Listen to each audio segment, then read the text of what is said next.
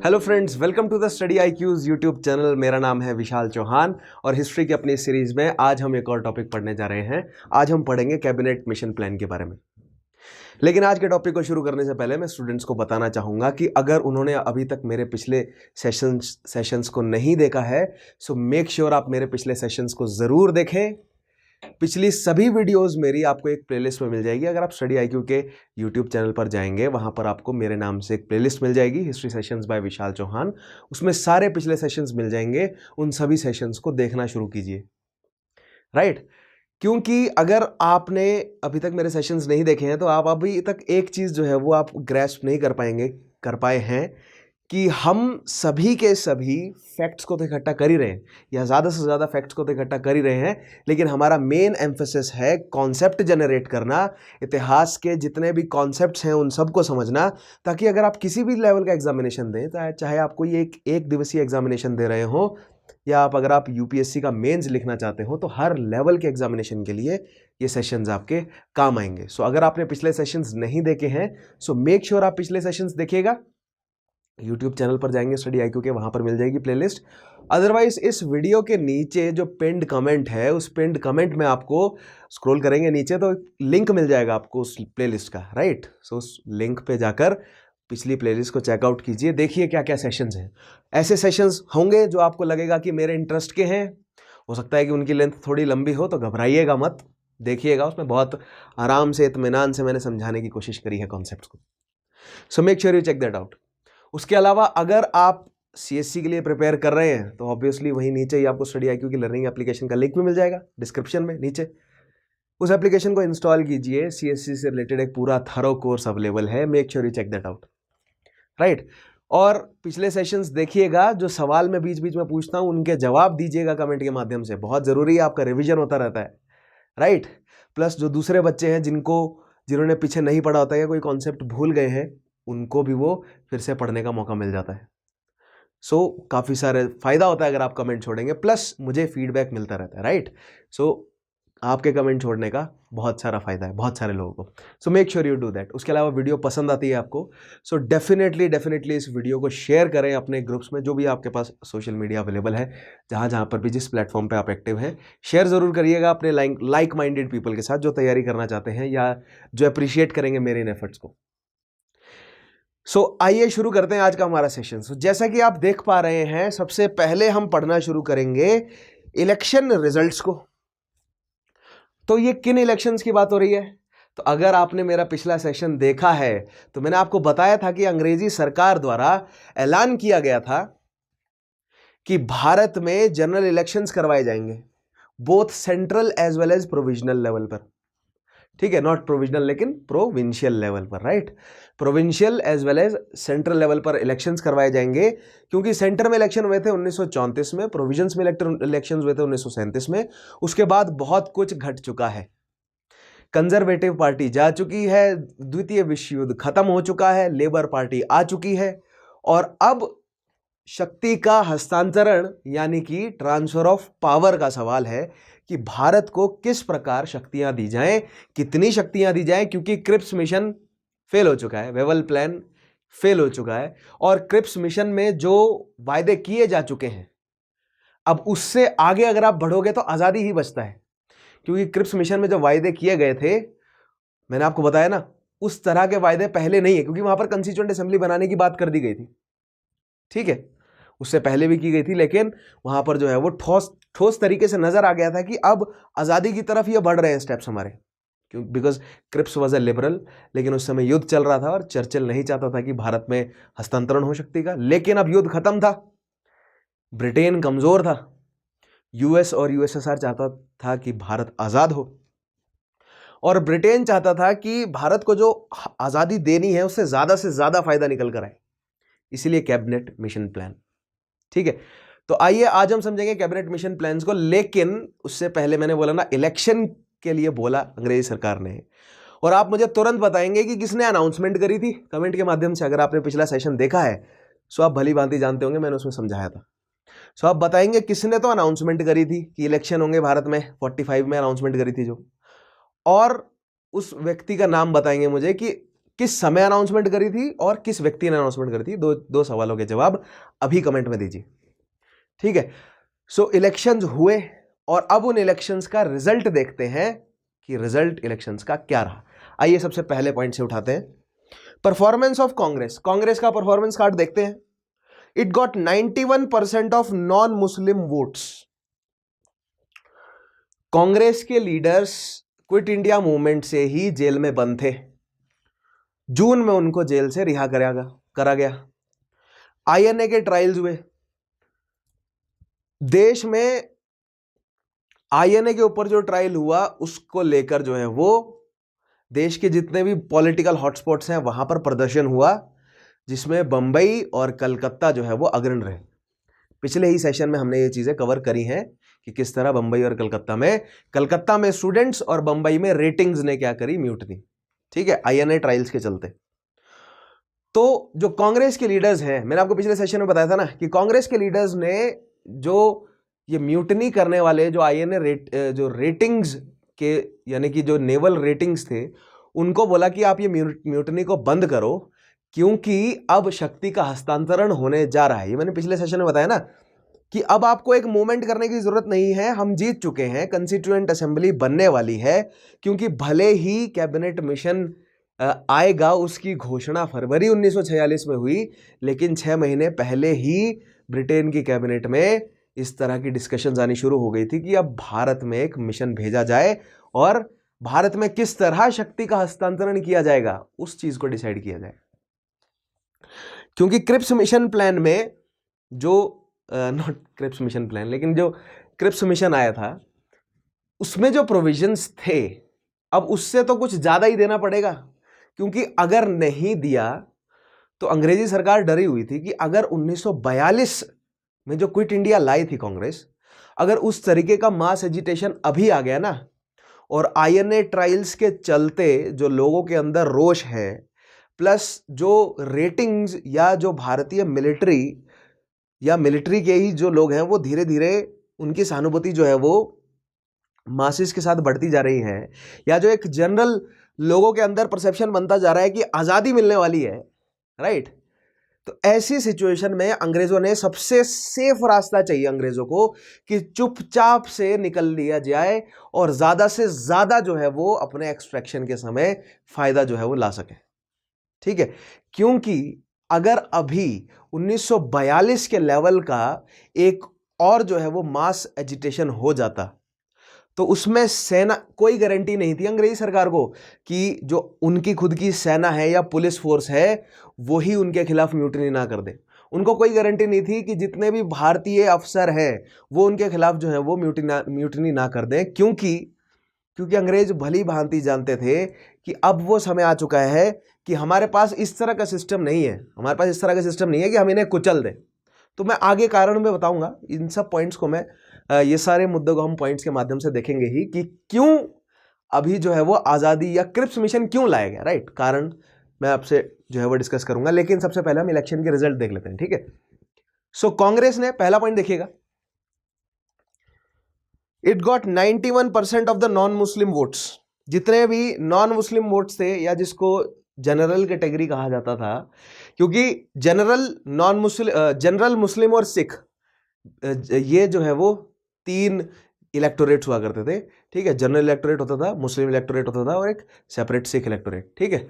तो जो general electorate है उसकी 91% जो है वो सीटें किसको मिली, वोट जो है वो कांग्रेस को मिला। It captured 57 out of 102 seats in the central assembly. 102 में से 57 सीटें तो कांग्रेस को, यानी कि सेंट्रल असेंबली में क्लियर बहुमत किसको था, कांग्रेस को था। In the provincial elections, it got a majority in most provinces except in Bengal, Sindh and Punjab. Bengal, Sindh और पंजाब को छोड़कर हर जगह कांग्रेस के पास मेजॉरिटी है। अब ध्यान से सोचिए, ठीक है। प्रोविंसेस के नाम गिनते हैं हम फिर से, जो मेजर प्रोविंसेस हैं, जो प्रिंसलीज हैं उनकी बात नहीं करेंगे हम, ठीक है। प्रिंसलीज के पास रिलेटिवली कम शक्तियां थी, लेकिन जो अंग्रेजी सरकार द्वारा जो एडमिनिस्ट्रेटेड प्रोविंसेस हैं वहीं पर ही ज्यादा जो है वो पॉलिटिकल हॉटस्पॉट मौजूद थे। सो बॉम्बे प्रेसिडेंसी बंगाल प्रेसिडेंसी या Calcutta presidency, Madras presidency, central province, United province, Bihar, Orissa. उसके अलावा ऊपर जाएंगे आप नॉर्थ वेस्ट फ्रंटियर में तो पंजाब है, सिंध है, नॉर्थ वेस्ट फ्रंटियर प्रोविंस है, ठीक है, बंगाल है और बंगाल के साथ असम है। तो इसको अगर आप अब रिलीजन के बेस पर बांटेंगे तो जो मुस्लिम डोमिनेशन है या मुस्लिम जो है पॉपुलेशन का कंसेंट्रेशन कहां ज्यादा है? दो जगहों पर, नॉर्थ वेस्ट में और नॉर्थ ईस्ट में, यानी बंगाल और आसाम में, और पंजाब, सिंध और नॉर्थ वेस्ट फ्रंटियर में। जिसमें से कहां कहां पर कांग्रेस को बहुमत नहीं मिला, बाकी सब जगह कांग्रेस को बहुमत मिला, क्योंकि मैंने बोला ना elections provincial as well as central legislative assembly में हुए। तो देखिए कहां कहां पर जो है वो बहुमत नहीं मिला कांग्रेस को, आप यहां पर क्लियर देख सकते हैं, बंगाल, सिंध और पंजाब। बंगाल, सिंध और पंजाब तीनों ही मुस्लिम डोमिनेटेड, मुस्लिम पॉपुलेशन के द्वारा डोमिनेटेड प्रोविंसेस हैं। और बाकी दो मुस्लिम डोमिनेटेड प्रोविंसेस कौन कौन सी बची? असम और नॉर्थ वेस्ट फ्रंटियर, ठीक है, इन दोनों पे कांग्रेस को बहुमत मिला। और उसके अलावा बाकी सभी, central province, United province, Madras हो गई, ठीक है, उसके अलावा बम्बई हो गई, इन उड़ीसा हो गई, बिहार हो गई, इन सब पे कांग्रेस को बहुमत मिला, ठीक है। नेक्स्ट देखिएगा, ये आपका समझना बहुत जरूरी है, ये इलेक्शंस का रिजल्ट समझना बहुत जरूरी है अगर आपको कैबिनेट मिशन प्लान समझना है, और फिर उसके बाद भारत का पार्टीशन समझना है, फिर उसके बाद अगर आपको जो बांग्लादेश कैसे बना और फिर पाकिस्तान से कैसे आज़ाद हुआ बांग्लादेश, इन सब चीज़ों को अगर आपको अंडरस्टैंड करना है तो छोटी छोटी चीज़ें पकड़नी पड़ेंगी आपको, बहुत ज़रूरी है। वैसे मैंने आपको बोला था कि these are only foundational sessions, इसलिए मैं ज़्यादा डेप्थ में नहीं जा रहा हूँ, अभी डेप्थ में जाने की मैं चिंता कर रहा हूँ, ज़्यादा मैं डेप्थ में ना चला जाऊँ, लेकिन जब मैं माइक्रो एनालिसिस करवाऊँगा आपको, वहाँ पर हम बारीकी से उठाएंगे चीज़ों को। माइक्रो एनालिसिस जब मैं करूँगा तो बहुत छोटी छोटी चीज़ें हम पकड़ते हुए चलेंगे, ठीक है। आगे बढ़िए, नेक्स्ट देखिए, the Congress majority provinces included north west frontier province and Assam which were being claimed for Pakistan. अब यहां देखिए, कांग्रेस की मेजॉरिटी है नॉर्थ वेस्ट फ्रंटियर प्रोविंस में और असम में, जिसको क्लेम किया जा रहा है पाकिस्तान बनाने के लिए, ठीक है। जो मुस्लिम लीग है उसका जो क्लेम है वो ये है कि पाकिस्तान बनाया जाए, किस किस को जोड़कर? Punjab, north west frontier, Sindh north west में, और बंगाल और असम को जोड़कर नॉर्थ ईस्ट में, ठीक है, इन सबको जोड़कर, और बीच में इंडियन यूनियन है। अब वो इंडियन यूनियन अंग्रेजों से आजाद हो ना हो उससे कोई मतलब नहीं, लेकिन पाकिस्तान अलग होना चाहिए, ठीक है, उससे मतलब है। ये आपको बहुत जरूरी है समझना ये चीज, ठीक है, पाकिस्तान अलग होना चाहिए उससे मतलब। और प्रोविंसेस पकड़ने हैं आपको, नॉर्थ ईस्ट में कौन कौन से है? बंगाल और असम। प्रेजेंट डे बंगाल नहीं, प्रेजेंट डे के हिसाब से बांग्लादेश और वेस्ट बंगाल, तब के हिसाब से बंगाल कहते थे उसे पूरा, ठीक है। सो बंगाल और असम, और इधर क्या है? पंजाब, सिंध और नॉर्थ वेस्ट फ्रंटियर। सिंध के साथ मुल्तान भी लग रहा है, राइट, कुछ हिस्सा मुल्तान का पंजाब के पास है, कुछ सिंध के पास है। मुल्तान को एक अलग से प्रोविंस नहीं बनाया गया था। नॉर्थ वेस्ट फ्रंटियर प्रोविंस में पाश्तूनिस्तान है अलग से, लेकिन वो उसी का ही हिस्सा है, राइट, नॉर्थ वेस्ट NWFP ही कहते हैं उसे, राइट। आगे देखते हैं, मुस्लिम लीग की परफॉर्मेंस क्या थी?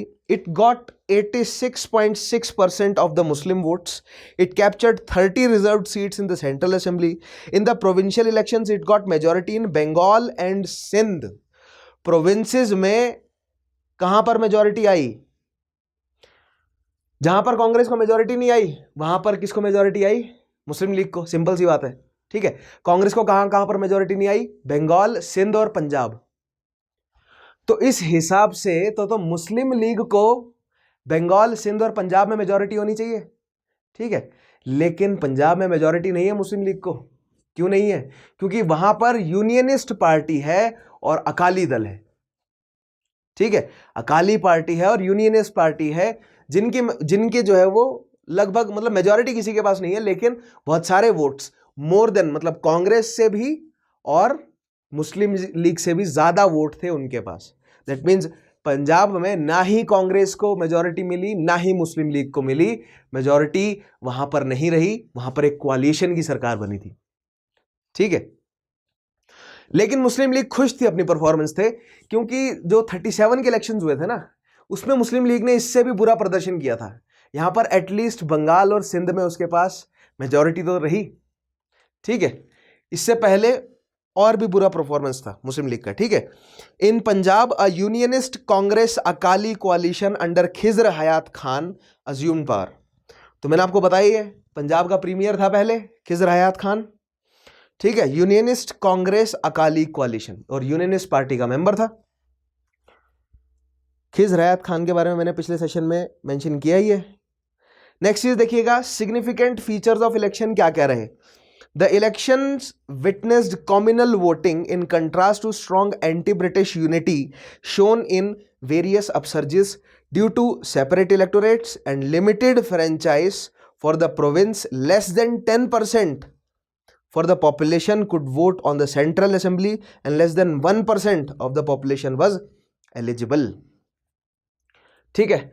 अब एक चीज ध्यान से सोचिए कि मैंने आपको बताया था क्विट इंडिया मूवमेंट में भी कम्युनल दंगे नहीं हुए, मतलब बहुत कोशिश की गई लोगों द्वारा, लेकिन नहीं हुए बड़े लेवल पर, ठीक है। उसके बाद आईएनए के खिलाफ जो अपसर्जिस हुए, वहां पर जो ऑर्गेनाइजेशंस हैं जितनी भी, चाहे वो स्टूडेंट ऑर्गेनाइजेशंस रही हो या अगर वो पूरी जो है वो पॉलिटिकल पार्टीज रही हो, उन्होंने कोशिश करी कि कम्युनल दंगे ना हो। लेकिन जब वोटिंग हुई ना प्रोविंसेस में, तब यहां पर साफ साफ नजर आया कि धर्म के नाम पर वोट दिया गया है। तो ऐसा क्यों? तो इसके दो मुख्य कारण थे। सबसे पहला तो सेपरेट इलेक्टोरेट, 1909 में मुस्लिम्स को सेपरेट इलेक्टोरेट दे दिया था, 1919 में सिखों को सेपरेट इलेक्टोरेट दे दिया था, और 1935 में महिलाओं और दलितों को सेपरेट इलेक्टोरेट दे दिया था। तो ये जो सेपरेट इलेक्टोरेट वाली जो पॉलिटिक्स है अंग्रेजों की, डिवाइड एंड रूल वाली, उसने 1945 के इलेक्शंस में भी असर दिखाया। पहली चीज तो ये, ठीक है। और दूसरी बात ये कि जो एनफ्रेंचाइज है, यानी कि कौन वोट देगा, वो इतना लिमिटेड है, वो इतना लिमिटेड सेक्शन ऑफ सोसाइटी है जो कि कम्युनल है। क्यों? क्योंकि वो बिलोंग करता है या तो जमींदार सेक्ट से, या तो वो मर्चेंट है, या तो वो किसी तरीके का जो है वो ऑफिशियल है, चाहे वो गवर्नमेंट हो नॉन गवर्नमेंट हो, यानी कि वो मिडिल क्लास है। मिडिल क्लास और अपर मिडिल क्लास, जो पीजेंट्री है उनसे वोट नहीं करवाई। और जो मिडिल क्लास और अपर मिडिल क्लास है ना, उनका जीवन जो है वो उलझा हुआ है। क्यों उलझा हुआ है? सोच के देखिए, मैंने आपको बताया भी था कि अगर मिडिल क्लास, अगर मान लीजिए आप जो है वो अभी एक किसी मिडिल क्लास फैमिली से बिलोंग करते हैं और आपका खेतीबाड़ी से जो है वो नाता पिछले 2 जनरेशन से छूट गया है, तो अगर आप किसी तरह की नौकरी या किसी तरह का वेंचर या किसी तरह का जो है बिजनेस नहीं स्टार्ट करेंगे, तो आपके पास बैकअप के तौर पे खेतीबाड़ी नहीं है, ठीक है। ये जो सिस्टम एस्टेब्लिश किया है, ये अंग्रेज करके गए हैं कि भूमि जो है वो हर किसान बनाए जाएं, ऐसे किसान तैयार किए जाए जिनके पास भूमि ना हो, और अगर भूमि हो भी तो उसका कुछ मतलब ना रह जाए, उनको उस भूमि से इतनी कमाई ना हो कि वो अपने लाइफ को सस्टेन कर सके। इसीलिए ज्यादा से ज्यादा जो किसान है वो किसानी छोड़कर मजदूरी पर उतर आए, और जो वो मजदूरी करेंगे उसका फायदा किसको होगा? दोनों, भारतीय कैपिटलिस्ट एज वेल एज अंग्रेजी कैपिटलिस्ट को, क्योंकि सस्ता मजदूर होगा, गांव से आया हुआ मजदूर सस्ता होगा, ठीक है। तो ये अंग्रेजों की सीधी सी चाल थी, बिल्कुल बेसिक फंडा था उनका इकोनॉमी का, क्योंकि भारत से सस्ते मजदूर उन्हें चाहिए थे। क्यों? क्योंकि भारत की जो पॉलिटिकल पार्टीज थी और जो लेबर पार्टीज थी, उन्होंने लेबर्स के राइट्स के लिए बहुत सारे काम किए थे, और अगर आप लेबर्स को राइट देते हैं, उनको उनके हक देते हैं, तो आपकी मजदूरी हो जाती है महंगी। मान लीजिए कोई एक एक्स प्रोडक्ट है, वो 100 रुपए का तैयार हो रहा है और आप उसे 200 रुपए का मार्केट में बेच रहे हो, और वही प्रोडक्ट चीन में 70 रुपए का तैयार हो रहा है और वो 140 रुपए का, 150 रुपए का बेच रहा है, ठीक है। तो बताइए सेम ही मार्केट में कौन सा प्रोडक्ट जो है वो बिकेगा? ऑब्वियसली चीन का प्रोडक्ट बिकेगा। क्यों? क्योंकि उसने सस्ते में बेचा और उसने अपना प्रॉफिट मार्जिन भले ही कम रखा हो, लेकिन उसने ज्यादा बेचा तो ओवरऑल उसका प्रॉफिट बढ़ गया, प्लस वहां पर मजदूरी सस्ती थी, इसलिए उसको प्रोडक्शन का कॉस्ट भी कम पड़ गया। ठीक है, तो यही अंग्रेज चाहते थे कि ऐसा ना हो कि जो ग्लोबल मार्केट्स हैं, जो जर्मनी, यूरोप में अन्य जो कैपिटलिस्ट हैं, उनकी जो कॉलोनीज हैं, चाहे वो साउथ ईस्ट एशिया में हो, चाइना में हो, चाहे वो दक्षिणी अमेरिका में हो, उत्तरी अमेरिका में हो, उनकी जो कॉलोनीज हैं, वहां से जो प्रोडक्ट निकल रहा है वो भारत के प्रोडक्ट से, वो भारत द्वारा जो प्रोडक्ट तैयार किया जा रहा है उससे जो है वो सस्ता ना बेच दे और भारत वाला सामान कोई खरीदे ही ना। इसीलिए इसी चीज के लिए भारत से उन्होंने केवल कच्चा माल ले जाने की जो है वो अपनी मतलब अपना सिस्टम जो है वो ये भी रखा कि भारत से केवल कच्चा माल ले जाया जाए ताकि कंपटीशन जो है वो ना दे सके कोई और मार्केट भारत को। क्यों? क्योंकि भारत में अगर आप माल जो है वो कच्चा इकट्ठा करोगे और फिर तैयार करके बेचोगे भी, और भारत के लोग जो अपने मजदूरों के लिए जो है वो राइट्स छीनने के लिए काफी सतर्क हैं, तो मजदूरी महंगी पड़ जाएगी, सामान जो है वो महंगा बनेगा। इसीलिए तैयार माल को ले जाना अंग्रेजों के लिए बेटर था। समझ रहे हैं आप क्या कहना चाह रहा हूं मैं? थोड़ा सा कॉम्प्लिकेटेड है, ठीक है, लेकिन यह समझना बहुत जरूरी है कि इकोनॉमिक जो स्ट्रक्चर है कैसे तैयार किया अंग्रेजों ने, ठीक है, बहुत जरूरी है। एक बार फिर से सोच के देखिए, मैं आपको एक बार एक्सप्लेन करने की कोशिश करता हूं, भले ही आज के टॉपिक से थोड़ा सा डेविएटेड है लेकिन जरूरी है क्योंकि ओवरऑल हमारे लिए वो पढ़ना है। क्योंकि इकोनॉमिक इंपैक्ट ऑफ ब्रिटिश राज, ये टॉपिक मुझे पढ़ाने ही है, भी आने ही वाला है कुछ दिनों में ये टॉपिक, इसीलिए उसका बैकग्राउंड मैं आज से तैयार करना शुरू कर देता हूं, ठीक है। सोच के देखिए, भारत में कच्चा माल तैयार हो रहा है। कच्चा माल क्या मतलब? भारत में कपास की खेती हो रही है, कॉटन तैयार हो रहा है। भारत में जूट की खेती हो रही है, जूट तैयार हो रहा है। भारत में मिनरल निकल रहा है, कोयला निकल रहा है भारत से, पेट्रोलियम निकल रहा है भारत से। तो ये सारा क्या है? कच्चा माल है, ठीक है। अब इस कॉटन से जो है वो कॉटन को साफ सूफ करके उससे कपड़े की शीट्स बना ली, बड़ी बड़ी कपड़े की रोल तैयार कर लिए। अब वो जो बड़ी बड़ी शीट्स तैयार हुई वो हो गया कच्चा माल। उसको प्रोसेस करने का मतलब क्या होगा? उससे कपड़े बनाए जाना, उससे वेयरेबल्स बनाए जाना। तो भारत में टेक्सटाइल इंडस्ट्रीज एस्टेब्लिश करो, ठीक है। भारत में वेयरेबल्स नहीं बनाना, केवल टेक्सटाइल इंडस्ट्री एस्टेब्लिश करो, केवल कपास उगवाओ। और कपास जो है वो अंग्रेजी सरकार को उगाना और किसानों से छीनना सस्ता पड़ा। क्यों? क्योंकि आधे से ज्यादा तो वो लगान के तौर पे ले लेते थे, ठीक है। उन्होंने इतना महंगा कर दिया ना सिस्टम, उन्होंने बोला कि हमें पैसा चाहिए, तो सब किसानों ने कैश क्रॉप्स उगानी शुरू कर दी। और कैश क्रॉप क्या थी? कपास कैश क्रॉप था, ठीक है, अगर मैं दक्कन के क्षेत्र की बात करूं तो। उसके अलावा अनाज जो है वो जहां जहां पर जो चीजें बिक रही हैं, क्यों? क्योंकि ग्लोबल लेवल पर अनाज भी तो जो है वो प्रोवाइड करना है, ठीक है। तो फॉर कॉटन का एग्जांपल लेकर चलते हैं, बाकी मैं इकोनॉमिक इंपैक्ट वाले में पूरा समझाऊंगा, लेकिन आज मैं एक बार कॉटन का एग्जांपल देकर आपको समझा दूं। कॉटन से कपड़े की शीट्स तैयार की गई, बड़े बड़े रोल्स तैयार किए गए। अब उससे भारत में वेरिएबल क्रिएट किए जा सकते हैं, लेकिन ऐसा नहीं करेंगे वो। क्यों? क्योंकि अगर भारत में वेरिएबल क्रिएट करेंगे ना, तो भारत के जो लीडर्स हैं ना अन्य, वो इतना प्रेशर डाल देंगे कि मजदूरों को अच्छी जो है वो आप सुविधाएं प्रोवाइड करें।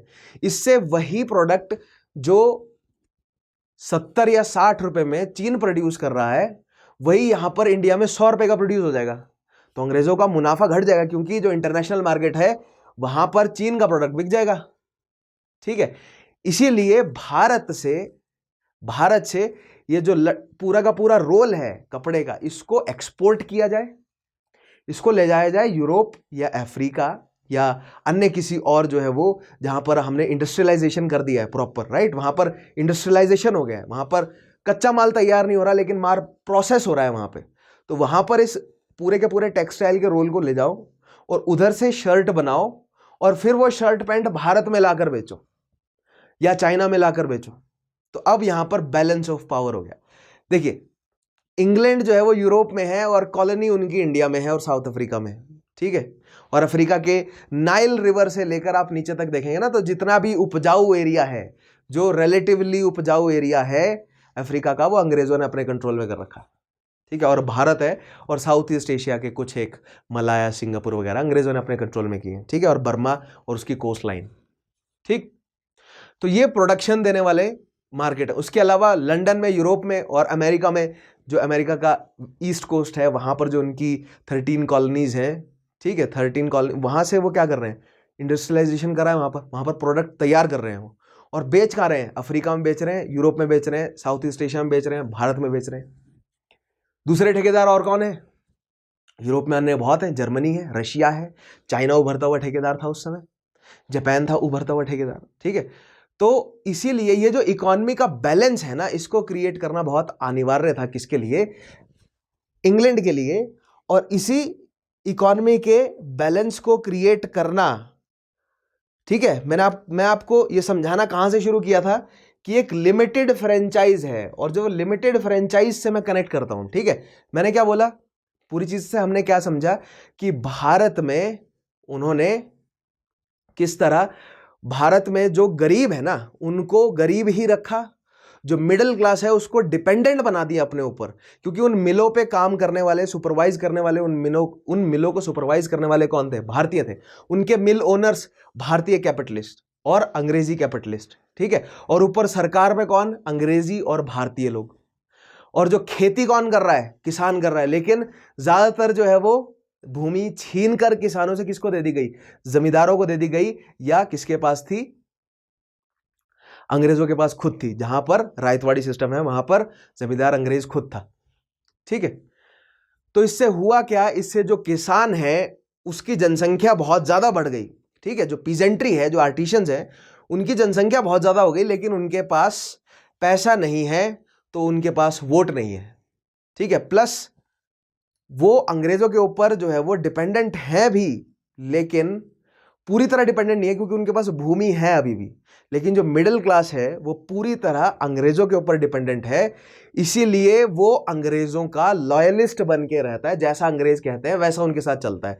इसीलिए केवल उन्हीं लोगों से अगर आप वोट करवाओगे, तो जो अंग्रेजों ने डिवाइड एंड रूल का बीज जो बो रखा है भारत में, वो गहरा रहेगा उनके बीच। यानी कि अगर आप मान लीजिए अगर बंगाल प्रोविंस की बात करते हैं या मद्रास प्रोविंस की बात करते हैं, तो मद्रास प्रोविंस का जितना भी अपर हिंदू क्लास है, ठीक है, मद्रास प्रोविंस में मुस्लिम पॉपुलेशन रिलेटिवली कम है, इसलिए मैं अपर हिंदू और ब्राह्मण्स की बात कर रहा हूं।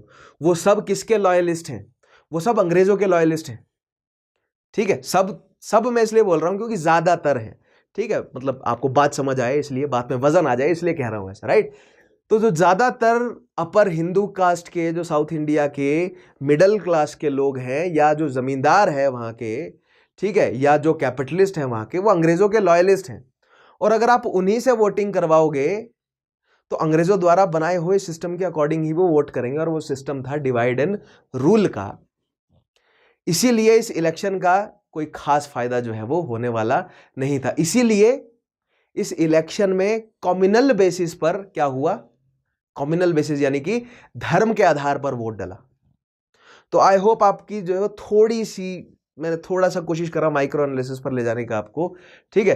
तो इस तरह एक ब्रॉड लेवल पर सोचना है आपको, इकोनॉमी से कनेक्ट करना पड़ेगा पॉलिटी को, बहुत जरूरी है। मैंने बोला ना, इंट्रा डिसिप्लिनरी अप्रोच, आपको इकोनॉमी को कनेक्ट करना पड़ेगा पॉलिटी से, आपको एडमिनिस्ट्रेशन, रेवेन्यू सिस्टम सबको जोड़ना पड़ेगा, सोसाइटी, कल्चर वगैरह को, तब जाके आपकी हिस्ट्री की ट्रेन चलेगी, ठीक है। तो ये बहुत नेसेसरी है। छोटा सा ग्लिम्स दिया मैंने आपको, लेकिन जो इकोनॉमिक इंपैक्ट है उसमें मैं आपको डिटेल में समझाऊंगा, ठीक है। वहां उस डिटेल में ले जाऊंगा कि, क्योंकि जो मैंने आज बातें बोली आपको लगा होगा हवा में है, उनको एग्जाम्पलीफाई करूंगा ना, कि कौन सी मिल थी टेक्सटाइल की, कहाँ से कच्चा सामान उठाया जाता था, ठीक है। प्रोविंसेस की बात करेंगे, जोग्राफिकल एरिया के हिसाब से भी बांट देंगे कि पंजाब में कैसा सिस्टम था, ठीक है। क्योंकि मुझे फिर रायतवाड़ी, महालवाड़ी और लंबरदारी, ये सारी चीज़ें समझानी पड़ेंगी आपको, ठीक है, परमानेंट सेटलमेंट वगैरह।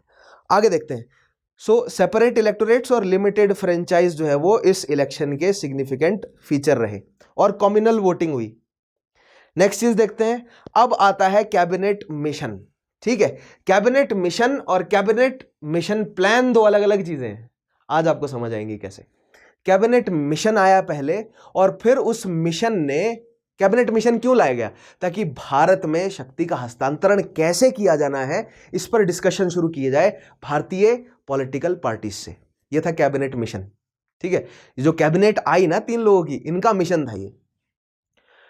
लेकिन वो मिशन, जो डिस्कशंस थी, उसमें आ गया डेडलॉक।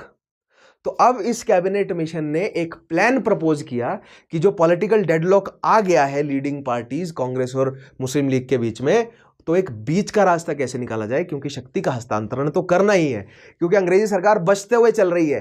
क्यों? क्योंकि ऐसा ना हो कि जैसा 1942 में दंगा हो गया था वैसा फिर से हो जाए, क्योंकि अगर ऐसा हुआ तो हमें तो भागना पड़ेगा ही। लेकिन भारत में एक ऐसा क्योटिक माहौल पैदा हो जाएगा जिससे अंग्रेजों को कुछ फायदा नहीं निकलेगा। इसलिए अंग्रेज जाते जाते भी ज्यादा से ज्यादा फायदा निकालना चाहते थे, क्योंकि जो लेबर पार्टी आई थी वो भली भांति जानती थी कि इंग्लैंड के इतिहास में यह बात दर्ज हो जाएगी कि लेबर पार्टी वो पार्टी है जिसने ब्रिटिश राज को लिक्विडेट किया। ठीक है, इसलिए वो चाहती थी कि ज्यादा से ग्रेसफुली, जितना ग्रेसफुली हो सके उतना ग्रेसफुली भारत से निकलना है, ताकि जब इंग्लैंड पहुंचे तो कम से कम बेइज्जती हो हमारी।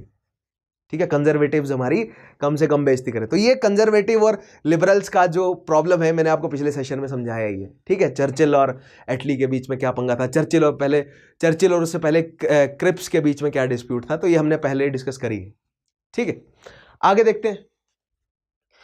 सो कैबिनेट मिशन क्या था? The Attlee government announced in February 1946 the decision to send a high powered mission of 3 British cabinet members.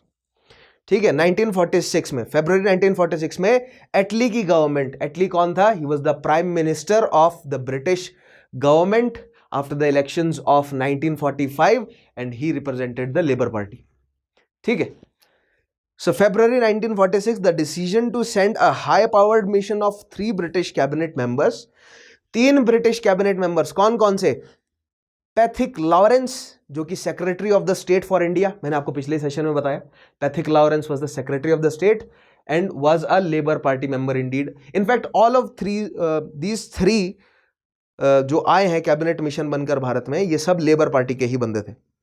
उसके अलावा Stafford Cripps, president of the board of trade, and A.V. Alexander, first lord of एडमिरलिटी, to India to find out ways and means for a negotiated peaceful transfer of power to India। और Pethick Lawrence जो है वो इस mission के chairman थे। इस mission के चेयरमैन क्रिप्स ना होकर कौन थे? Pethick Lawrence, because Pethick Lawrence was the secretary of the state. So Alexander, Lawrence और क्रिप्स, ध्यान रखना है, ये 3 व्यक्ति जो है वो क्या थे? क्रिप्स मिशन प्लान के साथ, sorry not Cripps but cabinet mission plan के साथ आए थे। ठीक है, जिसमें से लॉरेंस जो है वो क्या थे? Secretary of the state. ठीक है, बोर्ड ऑफ ट्रेड का जो है वो मेंबर था कौन, या हेड थे कौन, याद रखना है आपको। ठीक है, और उसके अलावा एडमिरलिटी के जो लॉर्ड हैं, यानी कि जो नेवल फोर्सेस हैं, उसके लॉर्ड जो है वो अलेक्जेंडर है। ठीक है, इन तीनों व्यक्तियों के बारे में आपको पता होना चाहिए। तो इन तीनों व्यक्तियों का कैबिनेट जो है वो भारत में आया, यानी कि ये कैबिनेट के मेंबर हैं, और ये 3 व्यक्ति जो है वो एक छोटी सी सूडो कैबिनेट बनाकर जो है वो भारत में आए। और क्यों आए थे भारत में? ताकि जो शक्ति का हस्तांतरण किया जाना है उस पर डिस्कशन करने की, कैसे किया जाएगा, राइट, उस पर फैसला लेने। ठीक है, किससे बात करने? भारत की लीडिंग पॉलिटिकल पार्टी से नेगोशिएट करने कि कितना शक्ति का हस्तांतरण आपको चाहिए। अब देखते हैं why British withdrawal seemed imminent now. क्यों ब्रिटिशर्स भारत से चले ही जाएंगे, इस बात का जो है वो लोगों को पूर्ण आभास हो गया था, यानी पूरी तरह इमिनेंट, लोगों को पता चल गया था कि ऐसा होना ही है। ठीक है, ये मैंने आपको पिछले सेशन में भी बताया कि सरदार पटेल और जिन्ना जब गए रेटिंग्स को मनाने, तब उन्होंने वहां पर उनको बोला कि क्यों कर रहे हो दंगा, अब आज़ादी मिलने तो वाली है, हो तो गया हमारा मसला सॉल्व। ठीक है, अब इलेक्शन होंगे, इलेक्शन के बाद कैबिनेट मिशन आएगा, हमारी कंस्टिट्यूएंट असेंबली बनेगी और हम फैसला कर लेंगे पाकिस्तान चाहिए नहीं चाहिए, वो बाद की बात है, लेकिन आज़ादी मिलने वाली है, तो अब दंगा जो है वो बंद कर दो। ठीक है, उसके बाद मैंने गांधी जी की स्टेटमेंट भी बताई थी। गांधी जी ने बोला कि बैडली एडवाइज्ड है ये म्यूटनीज जो है वो, ये बैडली एडवाइज्ड है, सही तरीके की डायरेक्शन नहीं दी गई, लीडर से पूछना चाहिए था। ठीक है, क्योंकि अभी जरूरत नहीं थी म्यूटनी की। ये जो म्यूटनी है ना, इसको रिजर्व में रखा जाना था। समझ रहे हैं आप? कांग्रेस जो है वो ये बात जानती थी कि शक्ति का हस्तांतरण होने वाला है, भारत आजाद होने वाला है, बट स्टिल भारत आजाद होने वाला है, लेकिन आजादी देगा तो अभी भी अंग्रेजी शासन। ठीक है, दैट मीन्स कितनी आजादी देगा ये भी डिसाइड करने का, जो अभी ये डिसाइड करने की शक्ति अभी अंग्रेजी शासन के ऊपर है। ठीक है, तो हमें वॉयलेंट या नॉन वॉयलेंट मास मूवमेंट को एक थ्रेट की तरह यूज करना है, ताकि ज्यादा से ज्यादा शक्तियां हमें मिल जाएं। इसीलिए कांग्रेस ने कहा कि, और कांग्रेस के लीडर्स ने उस समय कहा कि अभी रुक जाओ, अभी मास मूवमेंट मत करो, उसको हम एक पोटेंशियल बनाकर रखते हैं ताकि अंग्रेजों के ऊपर प्रेशर बना रहे। हम पहले नेगोशिएशंस करेंगे, अगर नेगोशिएशंस फेल होती हैं उसके बाद हम मास मूवमेंट करेंगे, और अंग्रेजी सरकार is not in the place to suppress that mass movement. ये बात सभी जानते थे, इसीलिए हमें करने की जरूरत ही नहीं पड़ेगी, हम केवल थ्रेट का इस्तेमाल करेंगे और उनको ज्यादा से ज्यादा शक्तियां हमें देने पर मजबूर होना ही पड़ेगा। ठीक है, यह स्टांस था उस समय कांग्रेस का। आगे देखिए, पहला पॉइंट है the success of nationalist force in the struggle for hegemony was Fairlie evident by the end of the war. युद्ध खत्म होने तक सक्सेस ऑफ नेशनलिस्ट फोर्सेस, यानी कि जितनी भी नेशनलिस्ट पार्टियां हैं या जितने भी नेता हैं, उन्होंने जो कलेक्टिवली एक्शंस लिए हैं पिछले कई सालों से, राइट, पिछले 30 साल 40 साल 50 साल, मतलब कहने का मतलब कि जब से ऑर्गेनाइजेशनल तरीके से अंग्रेजों के खिलाफ आवाज उठाई जानी शुरू की गई, तब से उन सब के कंबाइंड एफर्ट्स को अगर लिया जाए तो अब 1940 के दशक के शुरुआती हिस्से में या विश्व युद्ध के खत्म होने के बाद यह बात क्लियर हो गई थी सबको कि हम जो है वो लेवल पर आ चुके हैं कि अब अंग्रेजी सरकार जाने ही वाली है। ठीक है, यानी कि हमारे जो एफर्ट्स हैं वो सक्सेसफुल हो चुके हैं। Nationalism had penetrated into hitherto untouched sections and areas. Quit India movement के बाद मैंने बोला ना 3 फेजेस में, पहले जो शुरुआती यानी कि जब अरेस्ट किया गया था सारे लीडर्स को, उससे 1 हफ्ते के भीतर भीतर जितने भी पॉलिटिकल हॉटस्पॉट्स हैं वहां पर दंगे हुए, फिर उसके बाद गांवों में पहुंचे और फिर अंडरग्राउंड नेटवर्क पे पहुंचे। ठीक है, सो क्विट इंडिया मूवमेंट के बाद के जो 3 साल रहे ना, गांव गांव तक, और उसके बाद आईएनए के सोल्जर्स की जो है वो, इनको कोर्ट मार्शल किया गया, इनको जो सजाएं हुई हैं, गांव गांव तक जो है वो बात पहुंच गई थी। क्यों? क्योंकि विश्व युद्ध में अंग्रेजी सरकार जो है वो बिल्कुल हल्के से तिनके से जीती थी, बहुत मुश्किल से जीती थी। ठीक है, वो तो एनिग्मा को डिकोड कर लिया गया था इसलिए जीत गई थी, अदरवाइज मतलब कि युद्ध जो है वो और लंबा खींचता। जीत तो जाना ही था अंग्रेजों ने, ठीक है, लेकिन लंबा खींच जाना था, युद्ध जल्दी सिमट गया। और अगर लंबा खींचता तो और सिचुएशंस और ग्रेव हो जाती, क्योंकि ज्यादा रिसोर्सेज ड्रेन हो जाते हैं अंग्रेजों के। ठीक है, सो दैट मीन्स यहां पर यह है कि जनता को पता था कि अंग्रेजी सरकार कमजोर है और वो जाने वाली है। तो एक तो ये बात थी। ठीक है, नेक्स्ट चीज, there was a demonstration in favour of nationalist among the bureaucracy and the loyalist sections because the paucity of European ICS recruits and the policy of Indianization had ended the British domination of ICS as early as the First World War, and by 1939 there existed a British India parity. अब मुझे आप तुरंत बताएंगे कि मैंने एक session में आपको बताया था, और बताइए अंग्रेजों, कमेंट में बताना है आपको अगर आपने सेशन देखा होगा, अंग्रेजों द्वारा लाए हुए किस कानून में लिखा गया था, या कहां पर यह बात जो है वो रखी गई थी कि जो आईसीएस है, इंडियन सिविल सर्विस है, उसमें 50% भारतीय हों और फिर धीरे धीरे उनकी जो है वो मेजॉरिटी आ जाए। ठीक है, ये बात किसने मेंशन करी थी, कहां मेंशन करी थी, मुझे कमेंट में बताना। अगर आप एक कीन ऑब्जर्वर होंगे तो ये पॉइंट मैंने हल्का सा कहीं मेंशन किया था, और अगर आपने अच्छे से मेरे सेशंस फॉलो किए तो इस सवाल का आप जवाब दे सकेंगे। ठीक है, लेकिन इस पॉइंट का मतलब समझते हैं। इस पॉइंट का मतलब यह है कि जो ब्रिटिश ब्यूरोक्रेसी है ना, जो ब्रिटिश नौकरशाही है, उसमें है तो भारतीय ही। अब भारत आजाद होने वाला है तो जो ब्रिटिश लॉयलिस्ट है, यानी कि समाज का ऐसा वर्ग है जो अंग्रेजों का साथ दे रहा था, यानी जमींदार हैं, अंग्रेजी अफसर हैं, या भारतीय बाबू हैं, या सेना में भर्ती भारतीय हैं, ये सब जो है वो धीरे धीरे अब इंडियन नेशनल मूवमेंट की तरफ सिंपैथेटिक होते गए। क्यों? क्योंकि इनको पता था भारत आजाद होने वाला है। इन सब कैपिटलिस्ट को, यानी कि पूंजीपतियों को, जमींदारों को पता था कि भारत आजाद होने वाला है, तो अब जो है वो लीडिंग पार्टी यानी कांग्रेस का सपोर्ट देने का समय आ गया है, क्योंकि ऐसा ना हो कि आजाद होने के बाद कांग्रेस हमसे हमारी प्रिविलेजेस को छीन ले, क्योंकि we were loyal to British government. ठीक है, इसलिए अब जो ये एक दलील है। ऐसा भी तो हो सकता है कि उनके अंदर भावना जाग गई हो राष्ट्रीयता की। ठीक है, मैं इस चीज से डिनाई नहीं कर रहा, लेकिन अंडरस्टैंडिंग ह्यूमन बिहेवियर, मतलब इंसान के बिहेवियर को समझता हूं मैं, जितना मैं समझता हूं उस हिसाब से मैं ये कह सकता हूं कि हृदय परिवर्तन कम और शिफ्ट ऑफ इंटरेस्ट जो है वो ज्यादा देखने को मिल रहा है। कि जब तक अंग्रेज मजबूत थे, उनका साथ दिया, अंग्रेज कमजोर हो गए, कांग्रेस के साथ आ गए। ठीक है, तो ये देखने को मिला जो भारतीय ब्यूरोक्रेसी है, जो भारतीय जमींदार वर्ग है, जो अंग्रेजों का लॉयलिस्ट था, ऑफ कोर्स नॉट ऑल, लेकिन जो अंग्रेजों का लॉयलिस्ट था, ठीक है, जो भारतीय नौकरशाही है जो अंग्रेजों का लॉयलिस्ट था, जो भारतीय प्रिंसली है जो अंग्रेजों का लॉयलिस्ट थे, वो अब धीरे धीरे नेशनलिस्ट मूवमेंट या उनका नेशनलिस्ट कॉज जो है वो दिखने को मिला। या ये क्विट इंडिया मूवमेंट के दौरान भी हुआ था, लोगों ने कम पीटा, मतलब पुलिस वालों ने कम पीटा लोगों को जेल में, या जेल में जो है वो सहानुभूति रखी गई भारतीयों के साथ। तो एक तो ये पॉइंट हमें देखने को मिलता है, जिससे ये एविडेंट हो गया था कि अब जो है वो अंग्रेजी सरकार को जाना ही पड़ेगा। क्यों? क्योंकि जो ब्रिटिश लॉयलिस्ट हैं, अंग्रेजी सरकार भारत में मजबूत क्यों है? क्योंकि भारतीयों ने अंग्रेजों के साथ कोऑपरेट किया, इसीलिए गांधी जी ने कहा कि नॉन कोऑपरेशन। और उससे पहले स्वदेशी में भी नॉन कोऑपरेशन की ही बात हुई थी, लेकिन गांधी जी ने इस आइडिया को प्रमोट किया बड़े लेवल पर, ठीक है। सो अगर भारतीय ही अंग्रेजों का साथ देना धीरे धीरे बंद कर देंगे तो अंग्रेज तो जाना ही पड़ेगा उन्हें, ठीक है। तो यहां पर जो ऐसा भारतीय वर्ग है जो पहले अंग्रेजों के साथ कोऑपरेट कर रहा था, अब वो धीरे धीरे अंग्रेजों के साथ कोऑपरेशन जो है वो अपना हटा रहा है। आइए देखते हैं आगे। ऑलराइट, आगे देखिए। सो यहां पर इस पॉइंट में फिर से समझते हैं इस पॉइंट को। There was a demonstration in favor of nationalists among the bureaucracy and the loyalist sections। ये हमने समझ लिया, ठीक है। नेशनलिस्ट के सपोर्ट में कौन कौन आ गई? ब्यूरोक्रेसी और लॉयलिस्ट सेक्शंस।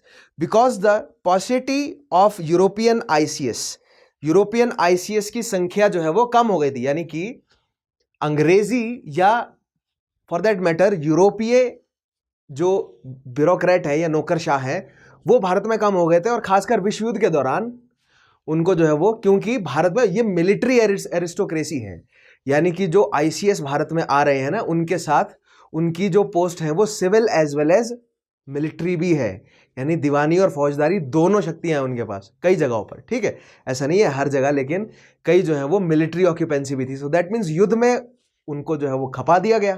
कई जगह पर जो है वो युद्ध की वजह से वो हो सकता है कि मृत्यु भी हो गई हो, या धीरे धीरे, या दूसरा पॉइंट ये है कि इंडियनाइजेशन भी हुआ ना, सिविल सर्विसेज में भारतीय जुड़ते गए, तो एक लेवल आ गया ब्रिटिश इंडियन पैरिटी का सिविल सर्विसेज में या ब्यूरोक्रेसी में, जहां पर भारतीयों की संख्या भी उतनी ही है जितनी यूरोपियन सिविल सर्वेंट्स की है।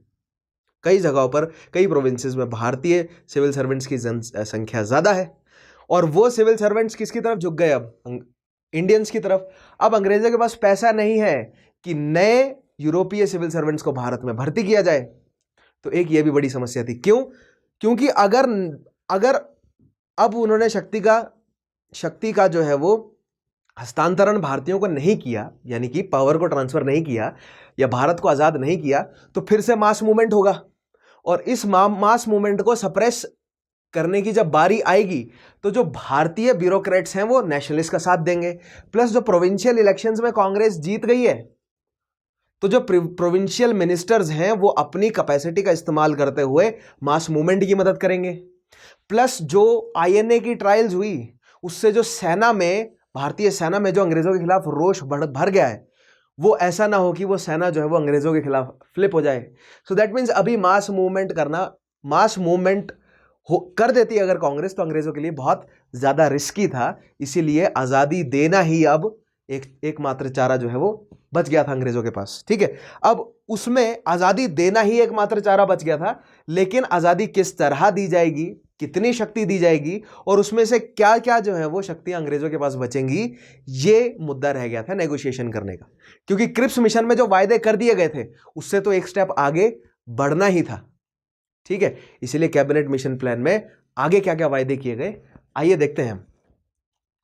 नेक्स्ट देखिएगा, the long war had caused weariness and economic worries. युद्ध जो चला है 39 से 45, 1939 से 1945 तक, उसमें अंग्रेजी सरकार के पास पैसे की तंगी, लगभग कंगाल हो गया था। यूएस से उधार लिया इनफैक्ट, ठीक है। सो पैसे की बहुत तंगी है और पैसा कम है, और भारत में फिर से जो है वो मूवमेंट आ जाए तो उसको सप्रेस करने के लिए अब अंग्रेजी सरकार के पास पैसा नहीं है कि लोगों को खरीद सके, सेना को बांध के रख सके, या कहीं जरूरत पड़ी तो बाहर से सेना मंगवा सके, बाहर से एडमिनिस्ट्रेशन लाया जा सके। तो अंग्रेजों के पास उस तरीके का फाइनेंशियल बैकअप अब नहीं है, ठीक है। Now only a depleted were very bureaucracy battered by the 1942 events remain, ठीक है। तो एक वॉर वेरी, यानी कि युद्ध के बाद जो कमजोर हो गई है, लड़खड़ा रही है ऐसी जो है वो नौकरशाही भारत में बची थी।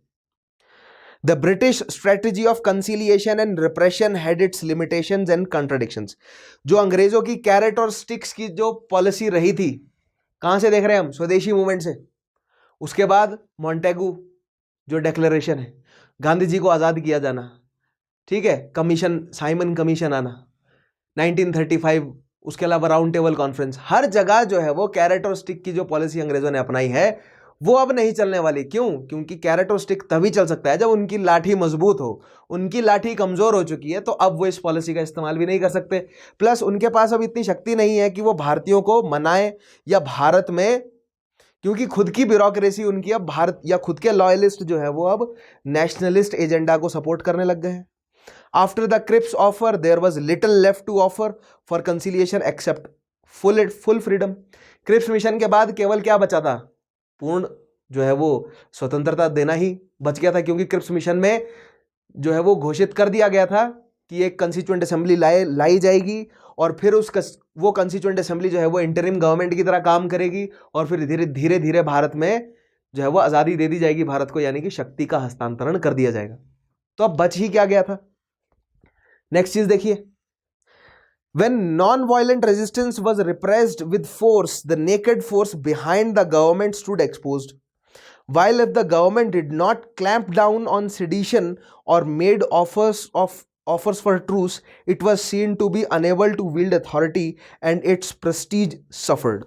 अब देखिए, नॉन वायलेंट रेजिस्टेंस को जब अंग्रेजी सरकार कुचलती थी ना, तो अंग्रेजी सरकार जो, देखिए नॉन वायलेंस का एक ये काम भी था कि अंग्रेजी सरकार जब आपको कुचलेगी तो आप उस चीज को बहाना बनाएंगे कि देखिए ये तो बहुत ज्यादा रिप्रेसिव सरकार है, ये भारत में कैसे सिविलाइजेशन लाएंगे, ये खुद जो है वो जानवरों से गलत जो है वो व्यवहार कर रहे हैं। पहली चीज, इससे जो है वो अंग्रेजी प्रेस्टीज को धक्का पहुंचता है। दूसरी चीज, जो वो सिडिशन का चार्ज लगाते थे और अब उसको वो सस्टेन नहीं कर सकते, राइट? दैट मीन्स वो जो पॉलिसीज पहले उन्होंने यूज करी है अब उस चीज को वो सस्टेन नहीं कर सकते हैं भारत में, उस तरीके का फाइनेंशियल बैकअप नहीं है उनके पास, ठीक है, एक ये कारण भी रहा। नेक्स्ट चीज देखिएगा, तो जो ब्रिटिश स्ट्रेटेजी थी कैरेट और स्टिक की, या सप्रेस करना और कंसिलिएट करना, वो अब नहीं चल सकती थी। वो तभी तक चल सकती थी जब या तो अंग्रेजों के पास पैसा था और उनकी जो स्टिक है वो मजबूत थी, और उनकी स्टिक की मजबूती डिपेंड करती थी भारत के कोऑपरेशन पे, भारतीयों के कोऑपरेशन पे, और अब भारतीयों ने ही कोऑपरेट करना बंद कर दिया था, ठीक है। आगे देखिए, efforts to woo the Congress dismayed the loyalist. This policy of an unclear mix presented a dilemma for the services, who nevertheless had to implement it. The prospect of Congress ministries coming to power in the province further compounded this dilemma. देखिए, अब अंग्रेजी सरकार एक तरफ जो है वो provincial election करा रही है, अंग्रेज भारतीयों को शक्तियां दे रही है, ठीक है, क्योंकि प्रोविंसेस इलेक्शन होंगे, मिनिस्ट्रीज बैठेंगी, उसमें भारतीय बैठेंगे, उनको शक्ति दी जाएगी। अगर उनको शक्ति दी जा रही है तो जो अंग्रेजों के लॉयलिस्ट और क्योंकि देखिए 37 के इलेक्शन में जो सेंट्रल लेजिस्लेटिव असेंबली थी उसमें, और जो एग्जीक्यूटिव काउंसिल थी किसकी, वायसरॉय की, उसमें मेजॉरिटी किसकी थी? उसमें मेजॉरिटी ऑफिशियल थी, प्लस वहां पर कांग्रेस की रिप्रेजेंटेशन कम थी और लॉयलिस्ट लोग ज्यादा थे, ठीक है। लेकिन 45 के इलेक्शन में सेंट्रल लेजिस्लेशन में भी मेजॉरिटी कांग्रेस के पास है, एग्जीक्यूटिव काउंसिल में भी कौन बैठ के? कांग्रेस के leaders, plus provincial legislative assembly में भी कांग्रेस के लीडर्स आकर बैठ गए। दैट मीन्स अब जो लॉयलिस्ट जमींदार थे, जो लॉयलिस्ट प्रिंसलीज थे, जो लॉयलिस्ट कैपिटलिस्ट थे, पूंजीवादी, जो अंग्रेजों का साथ दे रहे थे, उनके साथ जो अंग्रेजों का सपोर्ट है वो आ गया खतरे में, ठीक है। तो अंग्रेजों ने जो कांग्रेस का ये साथ दिया था, इससे जो लॉयलिस्ट हैं वो भड़क गए अंग्रेजों से कि तुम पिछले 50 सालों से तो कांग्रेस को आप शक्ति दे नहीं रहे हो, अचानक से आपने उनको शक्ति दे दी, हमें डबल क्रॉस कर दिया। तो जो लॉयलिस्ट थे वो अंग्रेजों से भी भड़के हुए थे। तो इससे जो है वो अंग्रेजी सरकार ही खुद डिलेमा में थी कि हम लॉयलिस्ट का साथ दें या कांग्रेस का साथ दें, क्योंकि अगर भारत से चुपचाप निकलना है, तरीके से शान से अगर भारत से जाना है तो कांग्रेस को मनाना पड़ेगा। कांग्रेस को मनाते हैं तो ये पूंजीपति हैं, ये हमारे खिलाफ हो जाएंगे। अगर ये हमारे खिलाफ हो जाते हैं तो यूरोप में इन्होंने जो पैसा लगाया हुआ है वो ये निकाल देंगे वहां से। तो अगर भारत में अपना ग्रेसफुल एग्जिट करें या यूरोप में जो फंसा हुआ है पैसा उसको बचाएं, तो यहां पर अंग्रेजी सरकार भी फिर से जो है वो एक डिलेमा में फंस गई। नेक्स्ट चीज देखिएगा, कॉन्स्टिट्यूशनलिज्म और कांग्रेस राज। कांग्रेस राज कहा गया अब क्योंकि अब जो कंस्टिट्यूएंट असेंबली बनने वाली थी वो इंटरिम गवर्नमेंट की तरह काम करने वाली थी, इसलिए कहा गया उसे कांग्रेस राज। अभी तक ब्रिटिश राज चल रहा था, अब कांग्रेस राज आने वाला था, ठीक है। सो कॉन्स्टिट्यूशनलिज्म और Congress Raj had proved to be a big moral booster and helped in deeper penetration of patriotic sentiments among the masses. Congress Raj आने वाला है, जनता के दिल तक ये बात पहुंच गई थी कि अब जो है वो भारतीयों का शासन आने वाला है। क्योंकि मैंने 1937 के इलेक्शन में आपको बताया था ना कि जहां जहां पर कांग्रेस जो है वो मेजॉरिटी में थी, लोगों ने ये माना कि जो सेक्रेटरीट्स हैं वो उनके खुद के हैं, तो वो जाकर डायरेक्ट मंत्रियों से बात करते थे, उनके ऑफिसों में झांक रहे, ठीक है। जो सेक्रेटरीट है वहां पर पता नहीं चल रहा है कि कौन मंत्री है कौन आम आदमी है। जो लेजिस्लेटिव असेंबली की मीटिंग चल रही है वहां पर आम आदमी पहुंच गए उस मीटिंग को अटेंड करने। दैट मीन्स लोगों में यह भावना आई कि वो मालिक हैं और जो सरकार है वो उनकी नौकर है। 1937 में यह पहली बार भावना चकी थी। तो अब 1945 के इलेक्शन के बाद जब यह बात क्लियर हो गई थी कि मेजॉरिटी ऑफ प्रोविंसेस में कांग्रेस की सरकार आ गई है, तो यह कांग्रेस राज जब जनता तक पहुंच गया था कि अब जो है वो जनता की सरकार आ गई है, ठीक है। लोगों को एटलीस्ट ये लग रहा था, राइट। आगे देखिए, demands of leniency for INA prisoners from within the army and revolt of RIN ratings had raised fears that the armed forces may not be as reliable if the Congress started a 1942 type mass movement, this time aided by provincial ministries। यह point मैंने आपको जो है वो explain कर दिया है कि 1942 क्विट इंडिया मूवमेंट जैसा अगर मास मूवमेंट आता है और रॉयल इंडियन नेवी के जो रेटिंग्स है उन्होंने म्यूटनी करी है, INA पर ट्रायल्स चल रही है, तो यानी कि सेना की जो सिंपैथी है वो नेशनलिस्ट मूवमेंट के साथ है। तो ऐसा ना हो कि सेना अंग्रेजी सरकार को बिट्रे कर दे, कांग्रेस का साथ दे दे और जो नेशनल मूवमेंट है उसमें सेना भी उतर आए, तो अंग्रेजों के पास बचेगा क्या रिप्रेस करने के लिए। अंग्रेज अपने सेना के बल पे ही तो भारतीयों को रिप्रेस करते थे ना। तो अगर सेना ही अंग्रेजों का साथ नहीं देगी तो वो कैसे रिप्रेस करेंगे। बाहर से सेना बुलाने का उनके पास पैसा नहीं है, ठीक है। अगर बाहर से सेना बुलाने का उनके पास पैसा भी होता ना तो वो म्यूटनी को हैंडल भी कर लेते, लेकिन विश्व युद्ध जस्ट खत्म हुआ था, पूरी दुनिया में सैनिकों की तो कमी हो गई थी, ठीक है। तो एक ये भी फैक्टर था, ये मैं आपको एक्सप्लेन कर चुका हूं ऑलरेडी। नेक्स्ट देखिए, the only alternative to an all-out repression of a mass movement was an entirely official rule which seemed impossible now because the necessary numbers and efficient officials were not available। अगर mass movement होता, सेना साथ देती nationalist movement का, that means mutiny हो जाती, तो उस म्यूटनी को कुचलने के लिए अंग्रेजों को पैसा चाहिए था, यूरोपियन ब्यूरोक्रेसी चाहिए थी, यानी जो ICS हैं वो यूरोपियन चाहिए थे क्योंकि भारतीय तो विरोध में हो जाते, ठीक है। प्लस बाहर से सेना मंगानी पड़ती, वो सब करने के लिए पैसा नहीं था अंग्रेजों के पास और उस तरह का एडमिनिस्ट्रेशन नहीं था, चरमरा गए थे, ठीक है। इतिहास की किताबों में क्लियरली बात नहीं बोली गई है, लेकिन असल बात यह है कि ब्रिटेन के पास पैसा नहीं था, उनके खजाने खाली हो गए थे लगभग। मैं बोल रहा हूं ना आपको कि बहुत मुश्किल से ब्रिटेन ने अपनी इज्जत बचाई है, उधार लेके इधर उधर से, तब जाके उन्होंने युद्ध के बाद अपने आप को सस्टेन किया है। मैंने बोला ना 2006 में जाकर US का डेब्ट उतारा है ब्रिटेन ने पूरी तरह, ठीक है। नेक्स्ट पॉइंट देखिएगा, the government realised that a settlement was necessary for burying the ghost of a mass movement and for a good future Indo-British relations। Settlement जरूरी था ताकि मास मूवमेंट ना हो और फ्यूचर के लिए एक अच्छे भारत और ब्रिटेन के रिलेशन बने।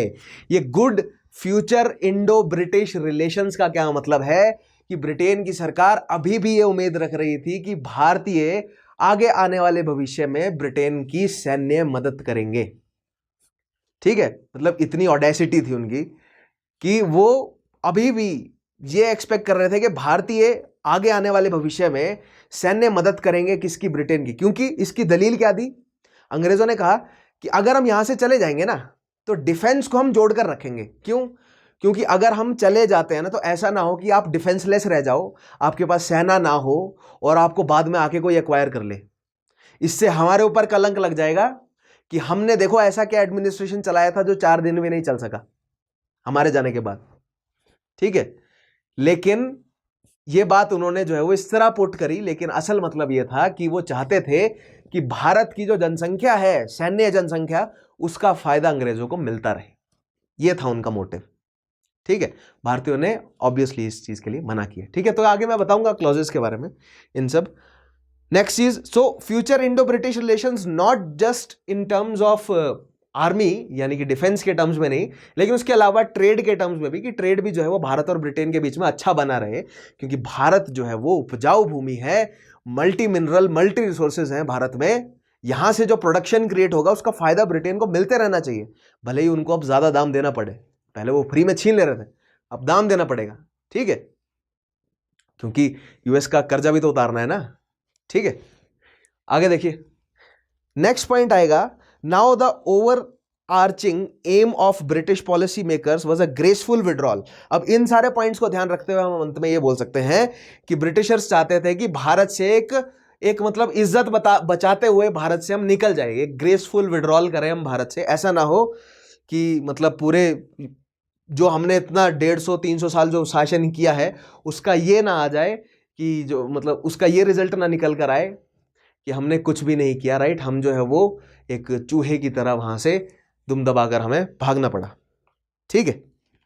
After a settlement on the modalities of transfer of power and nature of post imperial British India relations. अब देखते हैं post imperial British India relations क्या रहने जा रहे थे, ठीक है।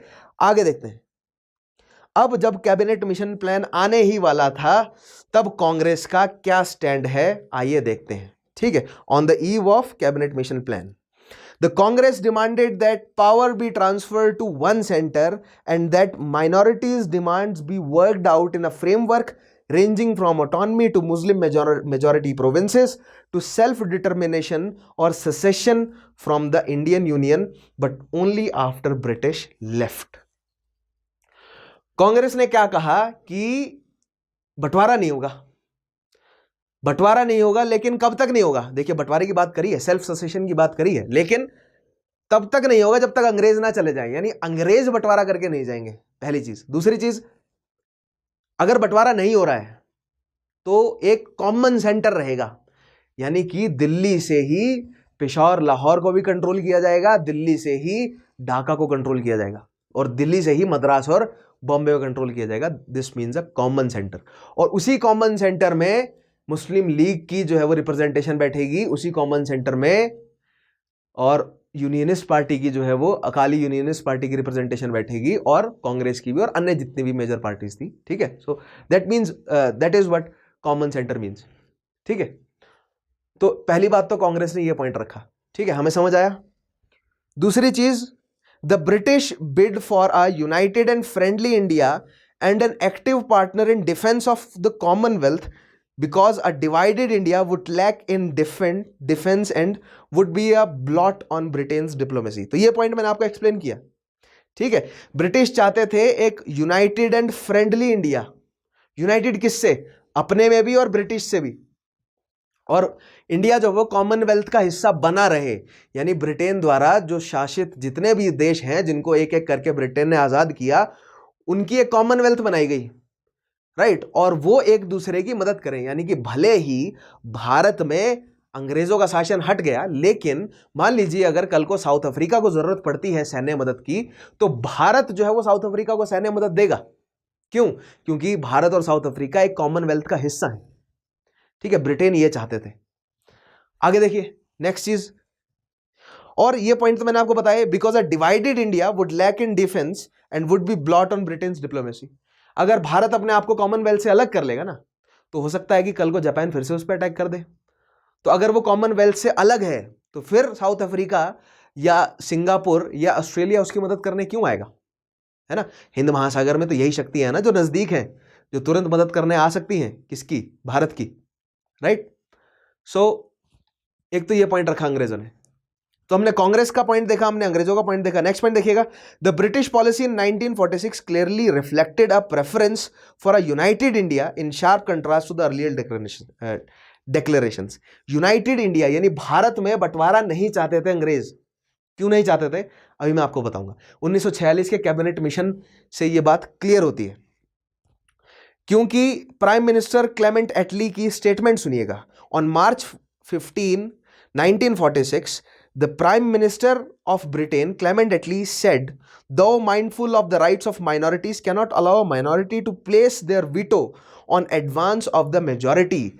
उन्होंने कहा कि माइनॉरिटी को मेजॉरिटी के ऊपर वीटो लगाने का हक हम नहीं दे सकते। क्लियर था, मतलब इन्होंने माइनॉरिटी मेजॉरिटी की बात की, minority being the Muslims and majority being the Hindu. और मुस्लिम लीग हमेशा से बोलती रही कि हमें चाहिए विटो, और मुस्लिम लीग को विटो रहेगी या नहीं रहेगी इस पर अभी तक फैसला नहीं आया था। नहीं कैबिनेट मिशन प्लान पर आया था, नहीं वेवल प्लान में आया था, नहीं अगस्त ऑफर में आया था, नहीं उससे पहले। मुस्लिम को सेपरेट इलेक्टोरेट दिया गया था लेकिन विटो नहीं दी गई थी, और मुस्लिम लीग वो विटो ही डिमांड कर रही थी, उसी पर ही सारा पॉलिटिकल डेडलॉक भी था। ठीक है, तो यहां पर क्लेमेंट एटली ने क्लियर कर दिया कि हम माइनॉरिटी को विटो नहीं दे सकते। ठीक है, आगे देखिए नेक्स्ट चीज। This was a far cry from the Shimla conference where Wavell had allowed Jinnah to wreck the conference. Shimla conference में यानी वेवल प्लान में भी तो यही हुआ था कि विटो पर आकर वहां पर भी पॉलिटिकल डेडलॉक आ गया था। ठीक है, और वही सेम चीज कुछ हमें यहां पर भी देखने को मिली। आगे देखिए नेक्स्ट, अब देखते हैं कैबिनेट मिशन आया। ठीक है, कैबिनेट मिशन अराइव्स, भारत पहुंचा है। The cabinet mission reach Delhi on March 24, 1946। याद रखेंगे डेट, बहुत इंपॉर्टेंट है। It had prolong discussions with Indian leaders of all parties and groups on the issues of. भारतीय लीडर्स हर एक पार्टी से जो है वो डिस्कशन हुई। किस किस इशू पे? पहला इंटरिम गवर्नमेंट, और दूसरा principles and procedures for framing a new constitution giving freedom to India. Cabinet mission 24 March को भारत आता है और भारत की सभी लीडिंग पार्टी से बातचीत करता है दो मुद्दों पर। पहला कि भारत में इंटरिम गवर्नमेंट बनाई जाएगी, कंस्टिट्यूएंट असेंबली बनाई जाएगी, और वो कंस्टिट्यूएंट असेंबली इंटरिम गवर्नमेंट की तरह काम करेगी। और दूसरा, वो जो कंस्टिट्यूएंट असेंबली बनाई जाएगी वो एक कॉन्स्टिट्यूशन तैयार करेगी आजाद हिंद के लिए, यानी कि इंडिपेंडेंट इंडिया के लिए। ये दो मुद्दों पर क्रिप्स मिशन बात करने आया था, लेकिन पॉलिटिकल डेडलॉक्स पहले से ही तैयार हुए बैठे थे। ठीक है, as the Congress and League could not come to an agreement on the fundamental issue of unity or partition of India, the mission put forward its own plan for the solution of the constitutional problem in May 1946. 1946 की मई में इसी cabinet mission ने अपना खुद का plan propose किया, जिसको cabinet mission plan कहा गया। ठीक है, यहां पर आ गया डिफरेंस। कैबिनेट मिशन क्या चाहता है? इंटरिम गवर्नमेंट बनाई जाए, और कॉन्स्टिट्यूशन क्या रहेगा इस चीज को डिस्कस करना भारतीय पार्टीज से। लेकिन जब भारतीय पार्टीज आपस में उलझ गई, पॉलिटिकल डेडलॉक क्रिएट हो गया। कहां पर, किस मुद्दे पर? कि भारत को जो है वो बंटवारा करना है या नहीं, पार्टीशन होना है या नहीं, तब कैबिनेट मिशन प्लान लाया गया मई 1946 में। आइए अब देखते हैं फाइनली इस कैबिनेट मिशन प्लान के प्रोविजंस क्या क्या थे, मेन पॉइंट्स क्या थे। मेन पॉइंट्स देखने से पहले मैं फिर से बताना चाहूंगा कि नोट्स जो है वो प्रिपेयर करते रहिए। अभी हमने बैकग्राउंड प्रिपेयर कर लिया अच्छे से। ठीक है, तो इसी तरह मैं पिछले सेशन सारे कराए हैं मैंने। अगर आपने पिछले सेशंस नहीं देखे हैं सो मेक श्योर आप पिछले सेशंस देखिए। मैं ऐसे पूरा थॉरो बैकग्राउंड तैयार करता हूं और फिर आगे बढ़ता हूं। और कोई भी टॉपिक, जैसे आप कोई भी रैंडम टॉपिक उठाएंगे ना, तो उसके आगे पीछे के टॉपिक्स आपको देखने पड़ेंगे। क्यों? क्योंकि बैकग्राउंड उन आगे पीछे के, बैकग्राउंड और आगे क्या हुआ था वो उन आगे पीछे के टॉपिक्स में मिलेगा ऑब्वियसली। ठीक है, तो जिस तरीके से मैं पढ़ा रहा हूं उस तरीके से कनेक्ट करना बहुत जरूरी है आपके लिए। इसलिए मेक श्योर आप पूरे सेशंस देखिएगा, और पूरा देखना। ये नहीं कि 1 घंटा देखा और फिर बोर हो गए। 5 मिनट पॉज कीजिए, घूमे फिरिए, माइंड को रिफ्रेश कीजिए, वापिस आइए चाय पानी करके और फिर से देखिए। लेकिन पूरे सेशंस देखना बहुत अनिवार्य है, क्योंकि मैं कहीं भी कोई भी चीज को लूज नहीं छोड़ता हूं। ऐसा नहीं होगा आपको कि पहले 15 मिनट में कंटेंट दिया और फिर बाद में जो है वो कंटेंट नहीं है। आपको थ्रू आउट मेरी वीडियो कंटेंट मिलता ही चला जाएगा और मिलता ही चला जाएगा आपको। ठीक है, सो मेक श्योर आप पूरी वीडियोस भी देखें, सारे सेशंस भी देखें, क्योंकि अगर मैं अपने एंड से इतनी मेहनत कर रहा हूं तो मैं आपकी तरफ से भी मेहनत एक्सपेक्ट कर रहा हूं। इट्स अ 2 वे स्ट्रीट, दोनों को हमें जोर लगाना पड़ेगा। राइट, ठीक है, आगे बढ़ते हैं। सो कैबिनेट मिशन प्लान के मेन पॉइंट्स देखिए क्या क्या है। सबसे पहला ही है rejection of the demand of full fledged Pakistan. Pakistan की डिमांड को कैबिनेट मिशन प्लान में रिजेक्ट किया गया। क्यों किया गया, आइए समझते हैं। पहला पॉइंट देखिएगा, the Pakistan so formed would include a large non Muslim population. अगर पाकिस्तान बनेगा ना, उसमें बहुत बड़ी पॉपुलेशन जो है वो मुस्लिम नहीं होगी, और पाकिस्तान को इस्लामिक स्टेट बनाए जाने का ही रुझान था मुस्लिम लीग का। तो जो वो पाकिस्तान चाहते हैं उसमें बहुत ज्यादा जो है वो नॉन मुस्लिम पॉपुलेशन होगी। क्यों? क्योंकि अगर आप पाकिस्तान कहां कहां पर बनने जा रहा है, ईस्ट में बंगाल और आसाम को जोड़कर, और वेस्ट में पंजाब, सिंध और नॉर्थ वेस्ट फ्रंटियर को जोड़कर। ठीक है, पंजाब में हिंदू और सिख ज्यादा है, मुल्तान में हिंदू और सिख ज्यादा है। इनफैक्ट पूरे पंजाब में पूरा का पूरा जो सिंध, बलूच और पंजाब का जो क्षेत्र है, हिंदू और सिख पैचेस में जो है वो ज्यादा पॉपुलेशन में मौजूद है। लेकिन अगर आप ओवरऑल देखें तो ज्यादा कंसंट्रेशन कहां है, जो सिस सतलुज, जो ये जो बिश्त और बाड़ी, ये जो दो मुख्य ये जो द्वाब हैं, ठीक है, यानी कि जो सतलुज, ब्यास रावी और चिनाब, इन तीन नदियों के बीच के जो द्वाब है, इस क्षेत्र में ज्यादा पंजाबी पॉपुलेशन, जो पंजाबी पॉपुलेशन है उसमें सिख ज्यादा है। उसके बाद जो है वो मुस्लिम पॉपुलेशन ज्यादा है। ठीक है, मुल्तान के क्षेत्र में अगर आप एंटर करते हैं, या अगर आप सिंध सागर द्वाब में जाएंगे तो वहां पर, तो ये अगर आप ज्योग्राफी पढ़ेंगे, ठीक है, या मैं अगर कभी कोई ज्योग्राफी का सेशन दूं, तो अगर मैं बेसिक एक सेशन दूंगा आपको, क्योंकि जरूरी है, मैं चाहता हूं कि जिस तरह, क्योंकि अगर आपको मेरे हिस्ट्री के सेशन थॉरली अगर समझने हैं ना, तो भारत की जो ज्योग्राफिकल कंडीशन, ज्योग्राफिकल जो भी मतलब फीचर्स हैं भारत के, वो एटलीस्ट मैं अपनी समझ, मेरी जो समझ है उस हिसाब से मैं आपको समझा दूं, और उसका भारत की पॉपुलेशन पर कैसे असर पड़ता है वो मैं आपको समझा दूं, तो मेरे जो लेक्चर्स हैं वो और ज़्यादा इफेक्टिव हो जाएंगे। ठीक है, तो ज्योग्राफी मैं पढ़ाऊंगा, आपको बहुत मजा आएगा ज्योग्राफी समझने में भी, क्योंकि humanities as well as technical दोनों बैकग्राउंड है मेरा, तो मतलब साइंसेस का भी बैकग्राउंड है मेरे पास काफी अच्छा, राइट। सो खैर वो आगे आने वाले सेशंस में देखेंगे हम। नेक्स्ट देखिएगा, large non Muslim population 38% in the north west and 48% in north east. North west में 38% नॉन मुस्लिम है और नॉर्थ ईस्ट में 48% नॉन मुस्लिम है। तो ऐसा नहीं है कि माइनॉरिटी है तो बहुत छोटी माइनॉरिटी है, काफी बड़ा हिस्सा है। ठीक है, अगर 2/3 से ज्यादा हो तो माइनॉरिटी कहना उसको सही नहीं रहता है, नॉट 2/3 लेकिन 1/3 से अगर ज्यादा हो तो माइनॉरिटी कहना ठीक नहीं रहेगा, क्योंकि काफी बड़ा हिस्सा हो गया फिर वो पॉपुलेशन का। तो यहां पर आप देख ही रहे हैं कि नॉन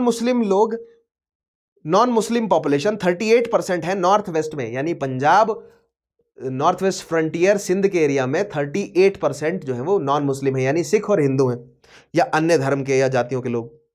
और दूसरी साइड 48% है बंगाल और असम में।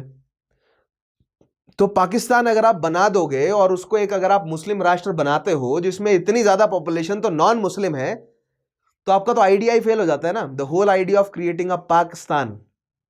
ठीक है, आगे देखिए, इसलिए पाकिस्तान को रिजेक्ट करो। सेकंड पॉइंट है, ऐसा कैबिनेट मिशन प्लान ने कहा। Second point, the very principle of communal self determination would claim separation of Hindu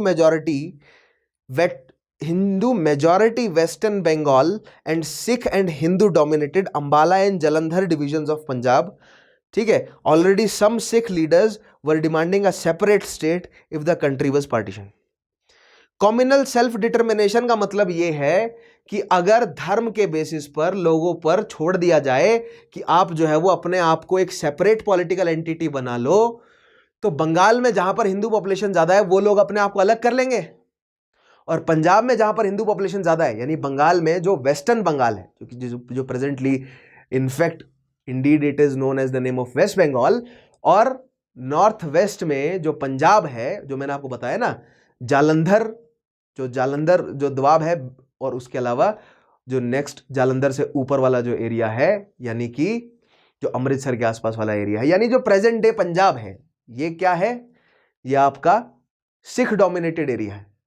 ठीक है, तो इसको अगर इन लोगों को सेल्फ जो है वो डिटर्मिनेशन हो कि ये कम्युनल बेसिस पर अपने आप को अलग करना चाहे, तो पंजाब का बंटवारा हो जाएगा नॉर्थ वेस्ट में और बंगाल का बंटवारा हो जाएगा नॉर्थ ईस्ट में। तो इससे पाकिस्तान को भी घाटा होगा, पाकिस्तान की जनता को भी घाटा होगा, और जो भारत में जुड़ना चाहते हैं या अपने आप को अलग करना चाहते हैं उनको तो होगा ही, क्योंकि बंटवारा हमेशा ही जो है वो अपने साथ वायलेंस लाने की नियति रखता है। ठीक है, और प्लस बंटवारा होता है तो लोगों को घर जमीनें छोड़नी पड़ती हैं और भी बहुत सारी चीजें हैं। वायलेंस तो एक एस्पेक्ट है, और भी बहुत सारी जो है वो मतलब समस्याएं खड़ी हो जाती हैं बंटवारे से। तो एक तो ये प्रॉब्लम थी, इसीलिए पाकिस्तान बनाना सही नहीं रहेगा। नेक्स्ट चीज, deep seated regional ties would be disturbed if Bengal and Punjab were partition.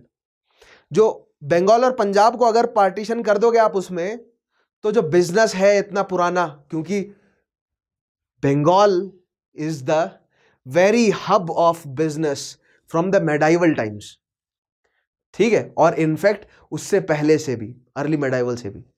और पंजाब नॉर्थ वेस्ट फ्रंटियर वाला रास्ता पूरा का पूरा, मतलब जब से भारत से ट्रेड होना शुरू हुआ है फारस की तरफ या मिडल ईस्ट की तरफ या यूरोप की तरफ, तो वो पंजाब से ही हो रहा है। तो बहुत पुराना जो है वो बिजनेस रूट्स हैं, उसको आप कैसे डिसरप्ट कर देंगे? ठीक है। नेक्स्ट चीज है, partition would entail economic and administrative problems, for instance the problem of communication between western and eastern parts of Pakistan।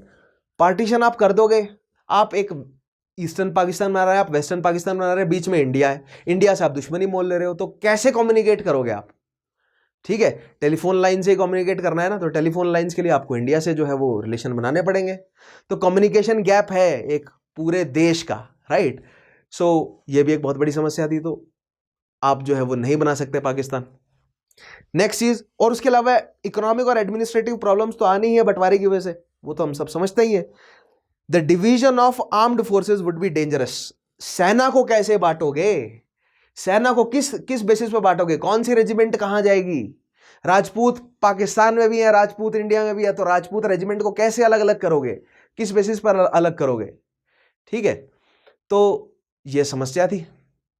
सेना को बांटना भी जो है वो एक मुश्किल काम था, क्योंकि सेना को बांटोगे और उसका वायलेंट होना जो है वो लाजमी है, क्योंकि सेना is a violent profession, army, ठीक है, बीइंग आर्मी पर्सन, तो वहां पर वायलेंस के चांसेस जो है वो बनते हुए दिखते हैं। नेक्स्ट पॉइंट देखिएगा, नेक्स्ट आता है ग्रुपिंग। अब नेक्स्ट प्रोविजन क्या थे इस प्लान के? पहला था कि पाकिस्तान नहीं बनाना है, उसके पॉइंट्स हमने देखे कि क्यों नहीं बनाना है पाकिस्तान। अब देखते हैं कि अपनी तरफ से उन्होंने क्या जो है वो प्लान में क्या प्रोविजन डाला। तो ग्रुपिंग का प्रोविजन डाला, ग्रुप ए, ग्रुप बी और ग्रुप सी, 3 ग्रुप्स में जो है वो भारतीय प्रोविंसेस को बांटने की बात हुई, सेक्शन ए, सेक्शन बी और सेक्शन सी में। So grouping of existing provincial assemblies in 3 सेक्शंस। देखिएगा, प्रोविंशियल असेंबली के बेसिस पर किसी एक पॉलिटिकल रीजन को डेफिनेशन मिल रही है, ठीक है, यानी कि प्रोविंशियल असेंबलीज में अगर बंटवारा कर दोगे तो जनता में बंटवारा हो गया। तो ये खैर मैं आपको कभी और समझाऊंगा कि एक सबाल्टर्न अप्रोच क्या होती है, ठीक है, कि जनता जो जनता से राष्ट्र है या राष्ट्र से जनता है, यानी कि एपेक्स में जो बैठा है वो ज्यादा स्ट्रांग होना चाहिए या जनता ज्यादा स्ट्रांग होनी चाहिए, ठीक है, या किसकी जो है वो पॉलिटिकल अहमियत ज्यादा है, मासेस पॉपुलेशन की या किसी एपेक्स में बैठी किसी एक लीडर या ऑर्गेनाइजेशन की, ठीक है। तो ये किसी अलग टॉपिक में मैं आपको समझाऊंगा। Next, section A, Madras. Section A में कौन कौन सी प्रोविंसेस थी? तो 3 तरह की प्रोविंसेस बांट दी, सेक्शन ए, बी और सी। तो सेक्शन ए में देखते हैं Madras, Bombay, central province, United province, Bihar and Orissa, जो कि हिंदू मेजॉरिटी प्रोविंस है। हिंदू मुस्लिम फिर से करने लगे अंग्रेज। सेक्शन ए में ऐसी प्रोविंसेस रखी गई जहां पर हिंदुओं की पॉपुलेशन ज्यादा है। सेक्शन बी देखिए कौन सी रखी। Section B, Punjab, north west frontier province and Sindh, Muslim majority province. Section C में Bengal and Assam, Muslim majority province. यहां पर आप क्लियरली देख सकते हो कि सेक्शन बी और section C Muslim majority province, Assam and Bengal यानी ईस्ट की मुस्लिम मेजॉरिटी प्रोविंस, यानी जो ईस्ट पाकिस्तान बनने जा रहा था। Section B, Punjab, north west Frontier और Sindh, Muslim majority province in the west, North West, जो कि बाद में पाकिस्तान बना। पंजाब उसमें से हट गया, भारत को मिल गया कुछ हिस्सा पंजाब का, लेकिन बाकी हिस्सा पाकिस्तान बना, ठीक है। और उसके अलावा Bombay presidency, Madras presidency, United province और सेंट्रल प्रोविंस, बिहार, उड़ीसा, ये सब क्या है, हिंदू डोमिनेटेड प्रोविंसेस है, ठीक है। अब यहां पर आप सोचेंगे कि भारत केवल इतना ही था, नहीं, भारत में प्रिंसली स्टेट्स थी, उनकी तो बात ही नहीं कर रहे हैं हम, क्योंकि वो अंग्रेजों द्वारा एडमिनिस्ट्रेट नहीं है ना, तो वहां पर प्रोविंशियल इलेक्शन नहीं हुए, उनका अलग है, उनको मैं अलग चर्चा करूंगा उनकी, ठीक है।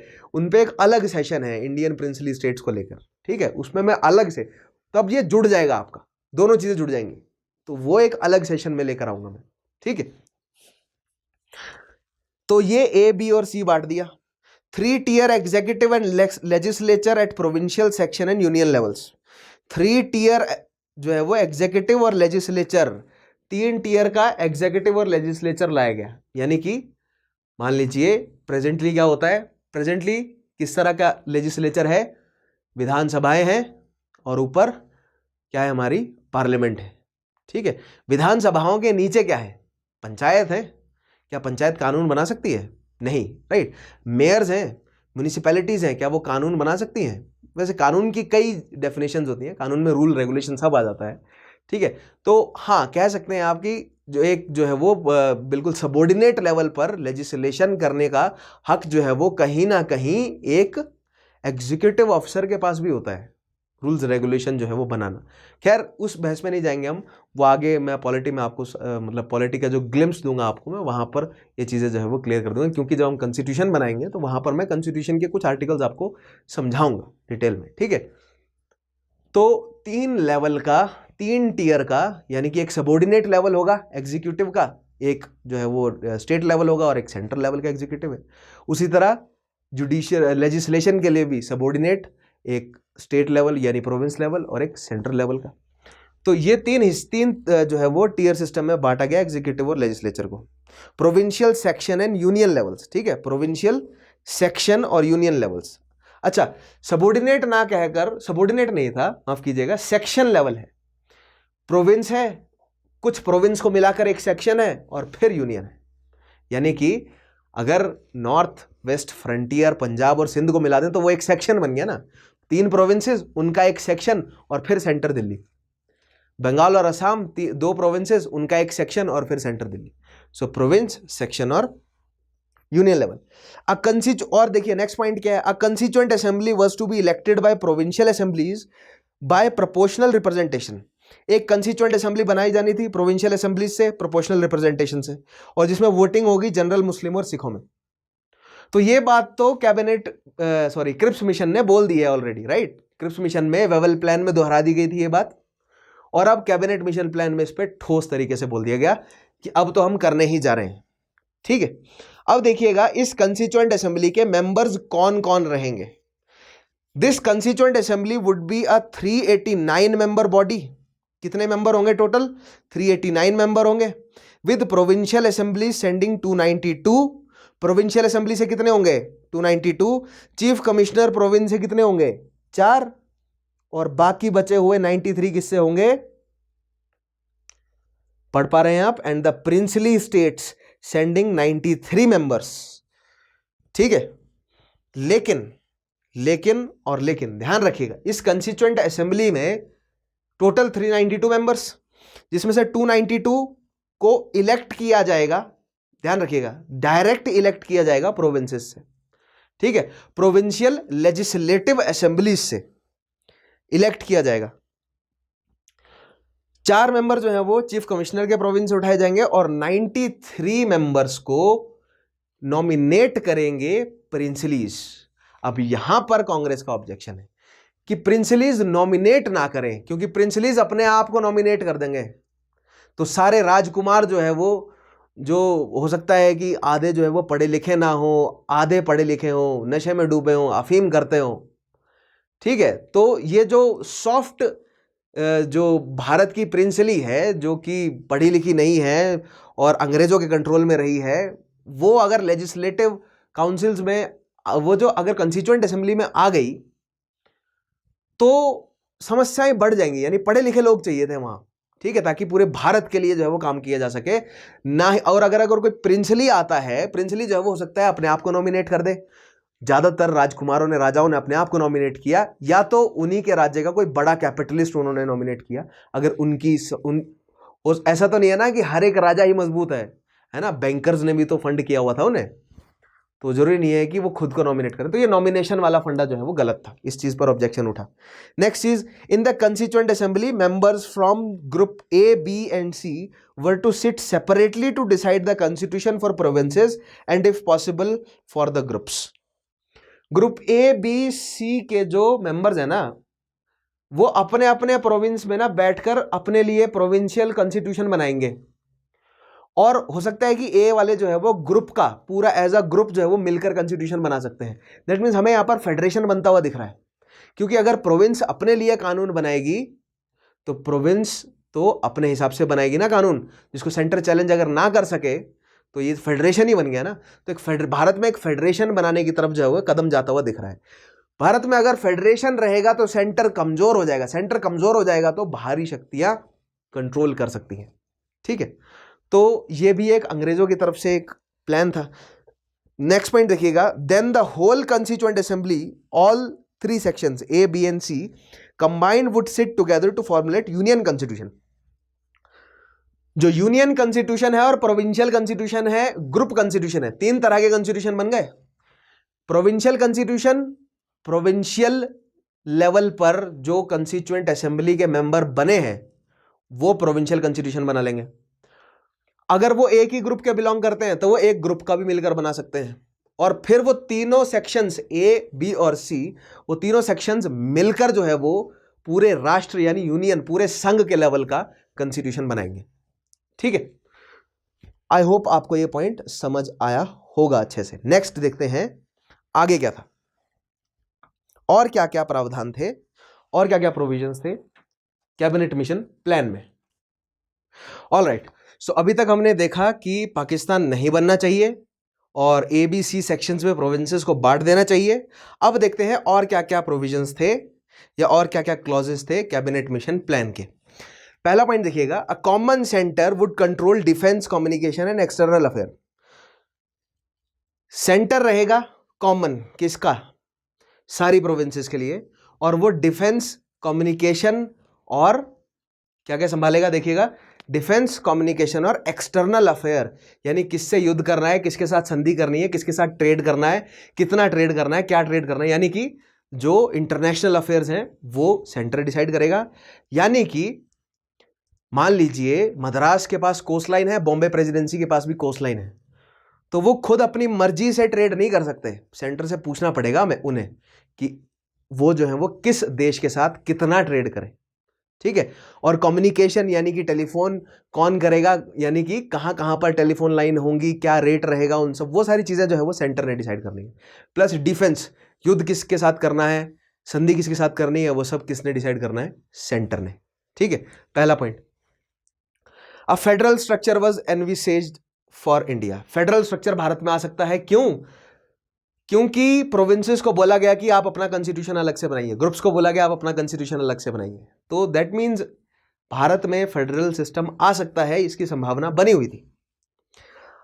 Communal questions in the centre legislature were to be decided by a simple majority of both communities present and voting. अगर कोई धर्म के मामले का अगर कोई मुद्दा होगा, वो सिंपल मेजॉरिटी से सॉल्व किया जाएगा सेंट्रल लेजिस्लेटिव असेंबली में। ठीक है, तो यहां पर आप ना एक पैटर्न जो है वो बनता हुआ देखिए कि बहुत सारी अंग्रेजी पॉलिसीज धर्म पर बेस्ड है, राइट, हिंदू मुस्लिम धर्म पर बेस्ड है खासकर।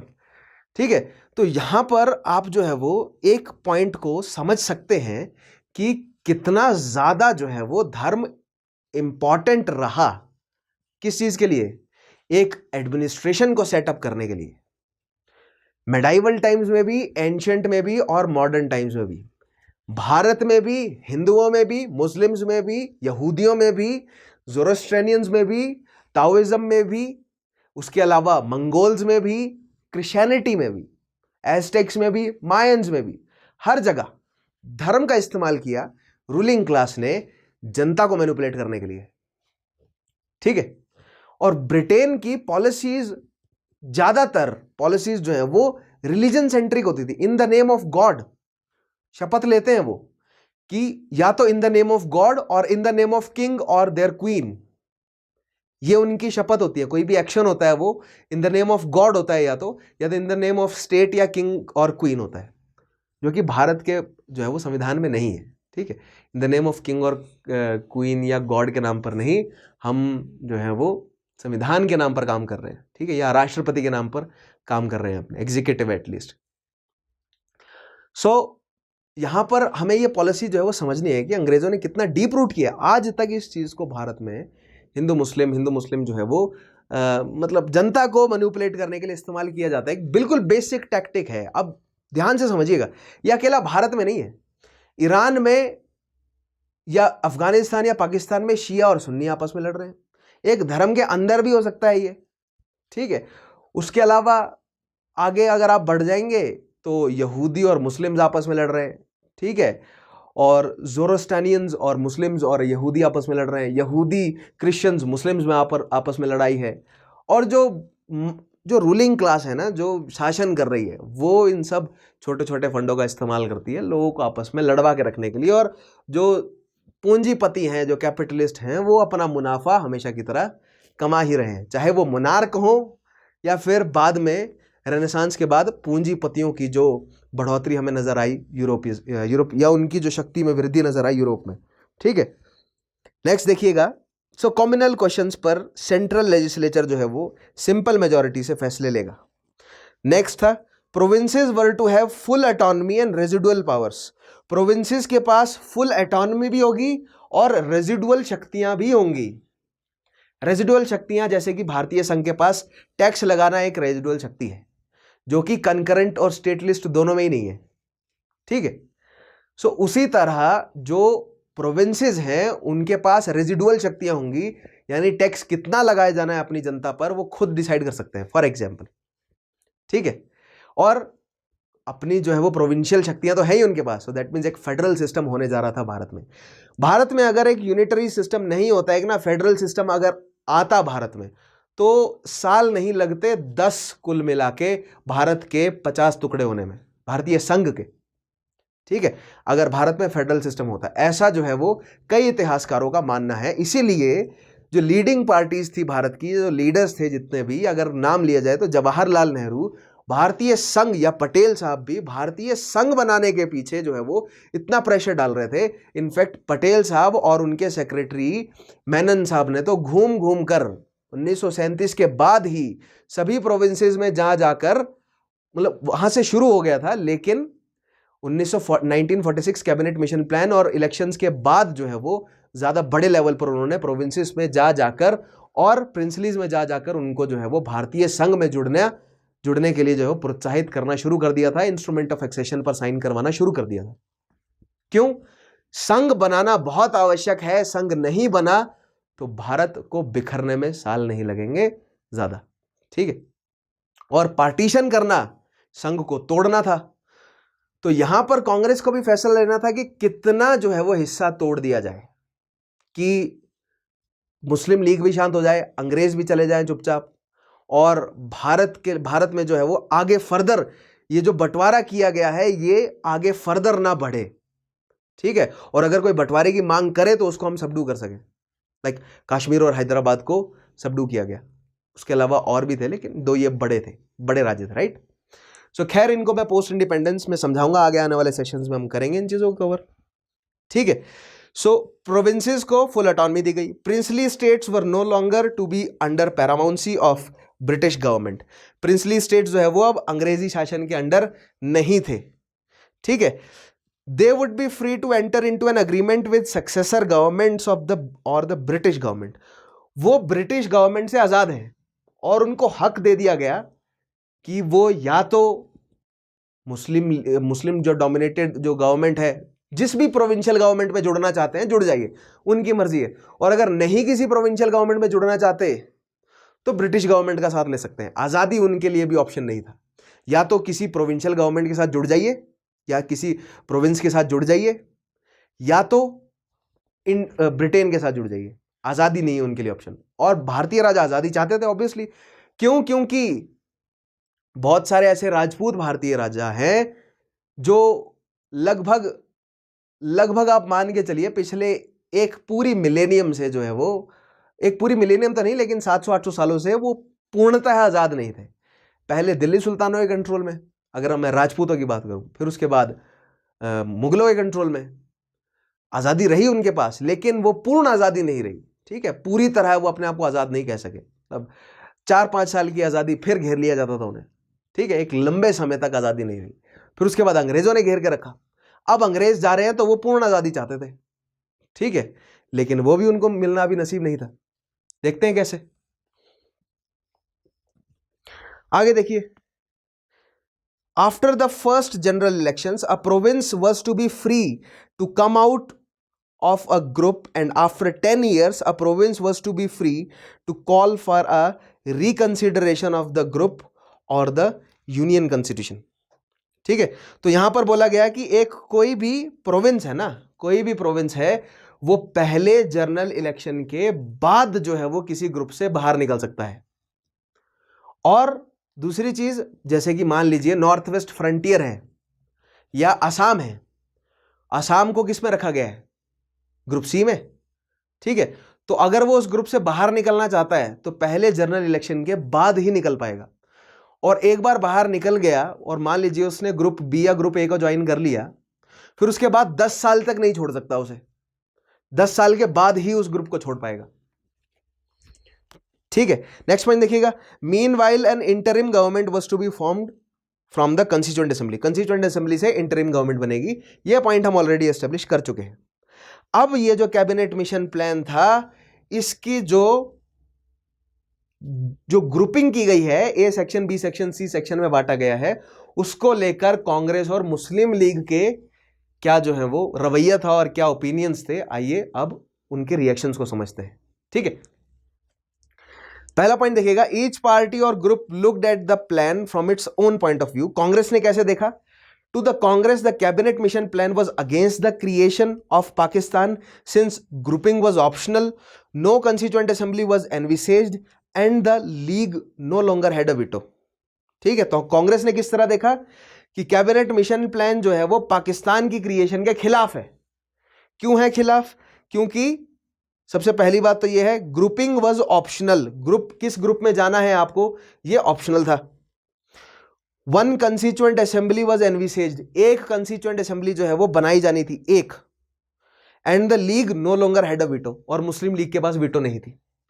एक कंस्टिट्यूएंट असेंबली बनाई जानी थी, कॉमन सेंटर रहना था, मुस्लिम लीग के पास वीटो नहीं है, दैट मींस पाकिस्तान नहीं बनने जा रहा है। कांग्रेस का यह मानना था। ठीक है, अब मुस्लिम लीग का क्या मानना था? The Muslim league believed Pakistan to be implied in compulsory grouping. ठीक है, the mission later clarified that the grouping was compulsory. बाद में ग्रुपिंग कंपल्सरी कर दी गई। ठीक है, मुस्लिम लीग ने क्या कहा कि ग्रुपिंग जो है वो कंपल्सरी हो। ठीक है, आगे देखते हैं। अब मेन ऑब्जेक्शंस देखते हैं। अब कांग्रेस और मुस्लिम लीग के ऑब्जेक्शंस किस किस पॉइंट को लेकर थे। तो अगर आपने मेरे पिछले सेशंस फॉलो किए हैं तो आप अपनी तरफ से भी बता सकते हैं कि अब किस किस बात पर किस किसने ऑब्जेक्ट किया होगा। इतनी तो मुझे लगता है कि समझ आपके अंदर डेवलप हो ही गई होगी। इतनी तो मैंने समझ डेवलप कर ही दी होगी आपके अंदर। ठीक है, तो आइए देखते हैं किस किस पॉइंट के लिए क्या क्या ऑब्जेक्शन था। पहला पॉइंट देखिएगा, कांग्रेस का क्या ऑब्जेक्शन है। Provinces should not have a wait till the first general elections to come out of a group. एक जनरल इलेक्शन का वेट नहीं करना है किसी प्रोविंस को किसी ग्रुप से बाहर आने का। क्यों, ऐसा क्यों कहा कांग्रेस ने? जवाब देखते हैं। They should have the option of not joining a group in the first place. ठीक है, किसी ग्रुप को या किसी प्रोविंस को कोई ग्रुप जो है वो ज्वाइन करना है या नहीं करना है, ये उसको पहले से चूज करना है। आपने उनको एक बी सी ग्रुप में बांट दिया, ऐसा नहीं है। और फिर बोला आपने कि एक इलेक्शन के बाद वो ग्रुप से बाहर निकल सकते हैं, ऐसा नहीं।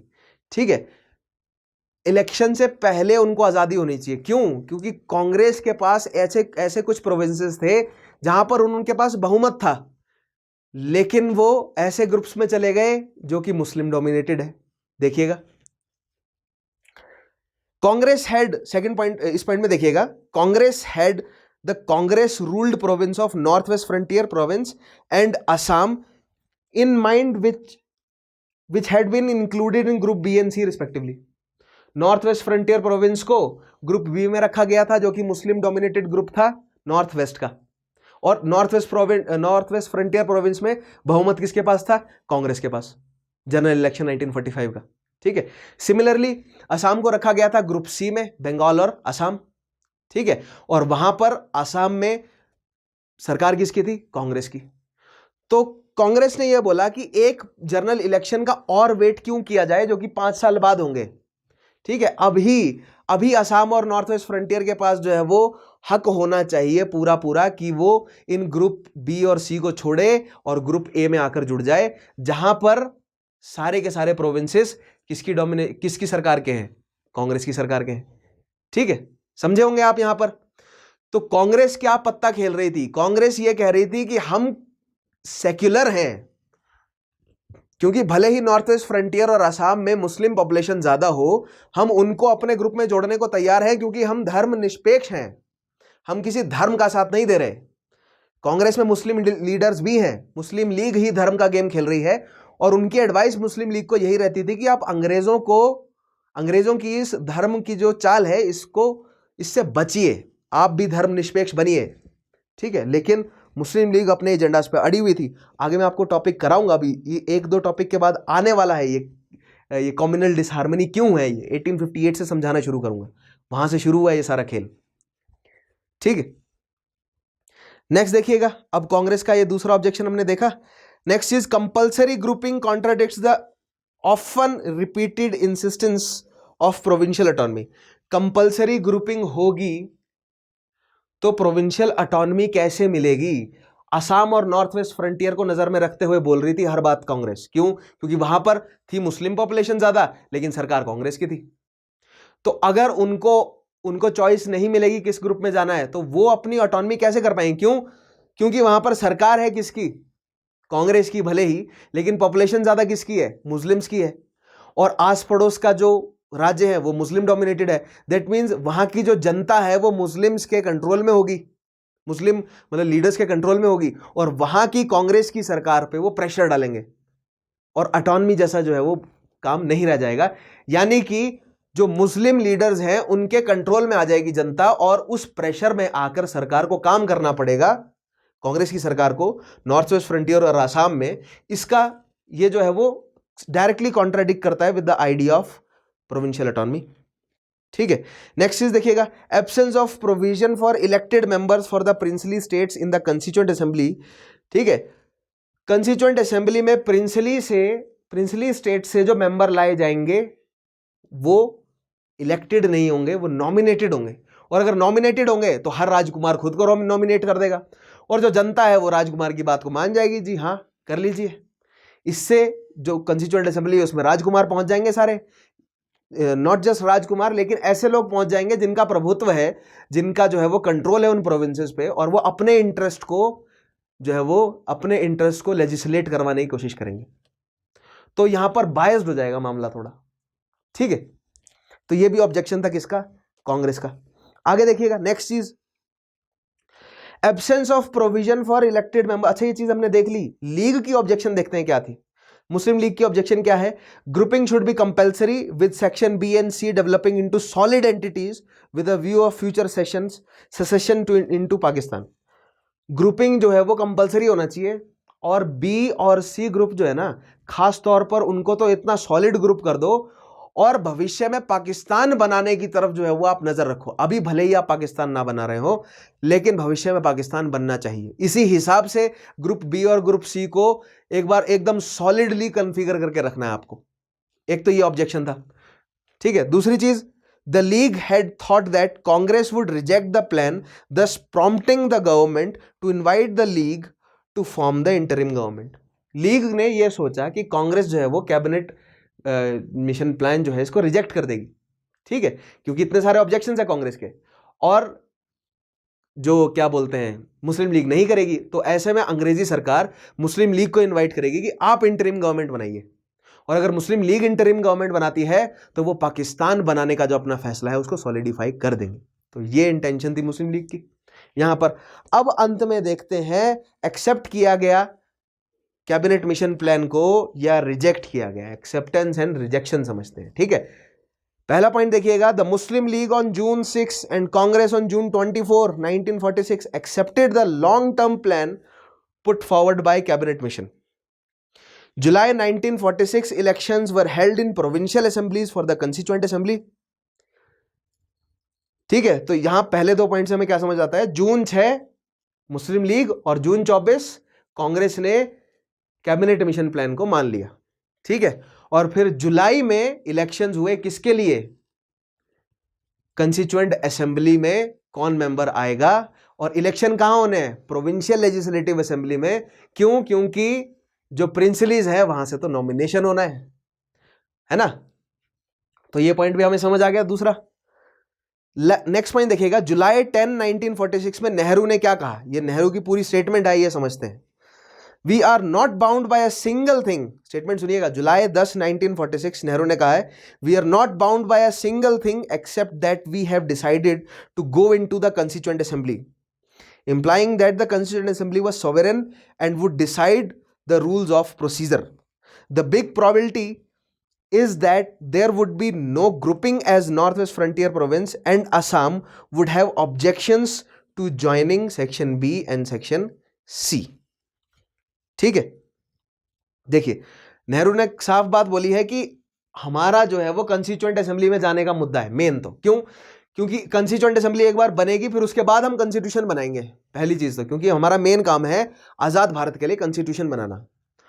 दूसरी चीज जो असम और नॉर्थ वेस्ट फ्रंटियर है उसको डिसाइड करने देना चाहिए कि किस ग्रुप में उन्हें जाना है, ठीक है, क्योंकि वहां पर सरकार किसकी है, कांग्रेस की है। ध्यान रखना है हमें, सवाल बनता है। नेक्स्ट पॉइंट देखिएगा और लास्ट पॉइंट है आज के सेशन का, जुलाई 29, 1946 the league withdrew its acceptance of the long term plan। जुलाई 29, 1946 लीग ने विड्रू कर लिया acceptance of the long term plan in the response of Nehru statement and gave a call for direct action from August 16 to achieve Pakistan. ठीक है, नेहरू ने क्या बोला है, we are not bound by a single thing except that we have decided to go into constituent assembly.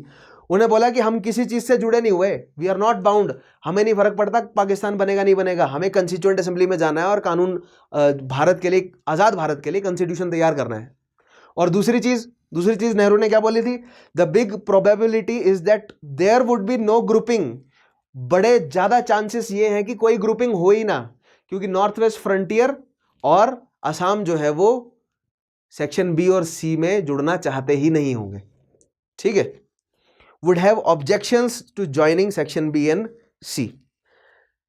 ऐसे में जिन्ना ने कहा 29 जुलाई 1946 को, जिन्ना ने सबसे पहली बात तो क्या करी, नॉट जिन्ना लेकिन मुस्लिम लीग ने कैबिनेट मिशन प्लान से पीछे हट गए कि हम नहीं जुड़ रहे कैबिनेट मिशन प्लान पे, ठीक है। फिर से आ गया पॉलिटिकल डेडलॉक, बहुत मुश्किल से सहमति बनी थी और फाइनली जिन्ना ने बोला कि एक डायरेक्ट एक्शन प्लान 16 अगस्त से हम लागू करते हैं, जिससे हम पाकिस्तान तो अब लेकर ही रहेंगे।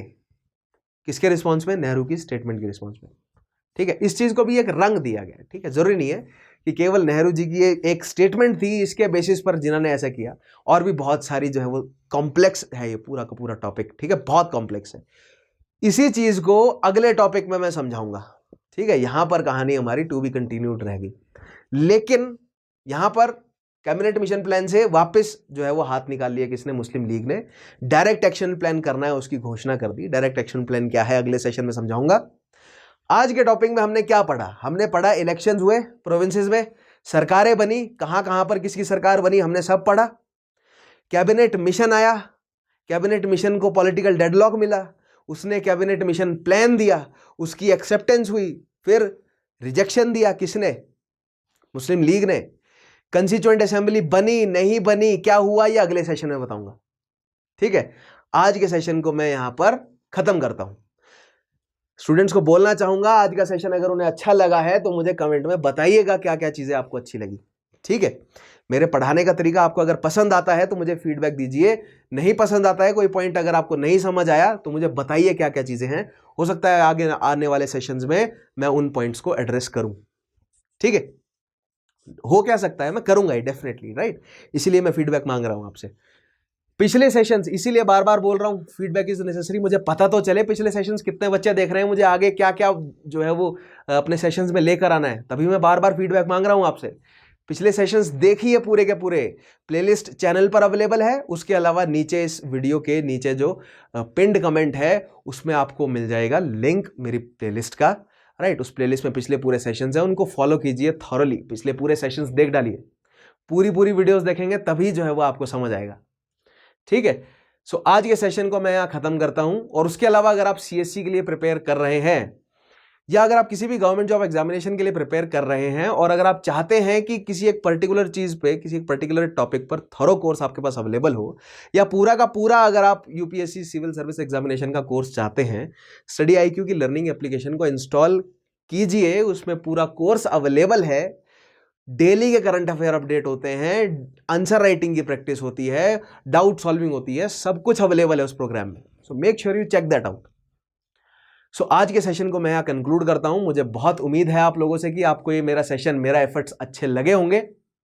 अगर आपको अच्छे लगते हैं मेरे एफर्ट्स तो मैं इसी तरह वीडियोस लेकर आता रहूंगा और मल्टीपल टॉपिक्स पे लेकर आऊंगा। इतिहास से मैं अपनी रेंज थोड़ी बाहर भी बढ़ाऊंगा, जैसे मैंने बोला ज्योग्राफी की तरफ भी मैं थोड़ा बढ़ने की कोशिश करूंगा, या सोसाइटी के भी मैं टॉपिक्स लेकर आने की कोशिश करूंगा, राइट।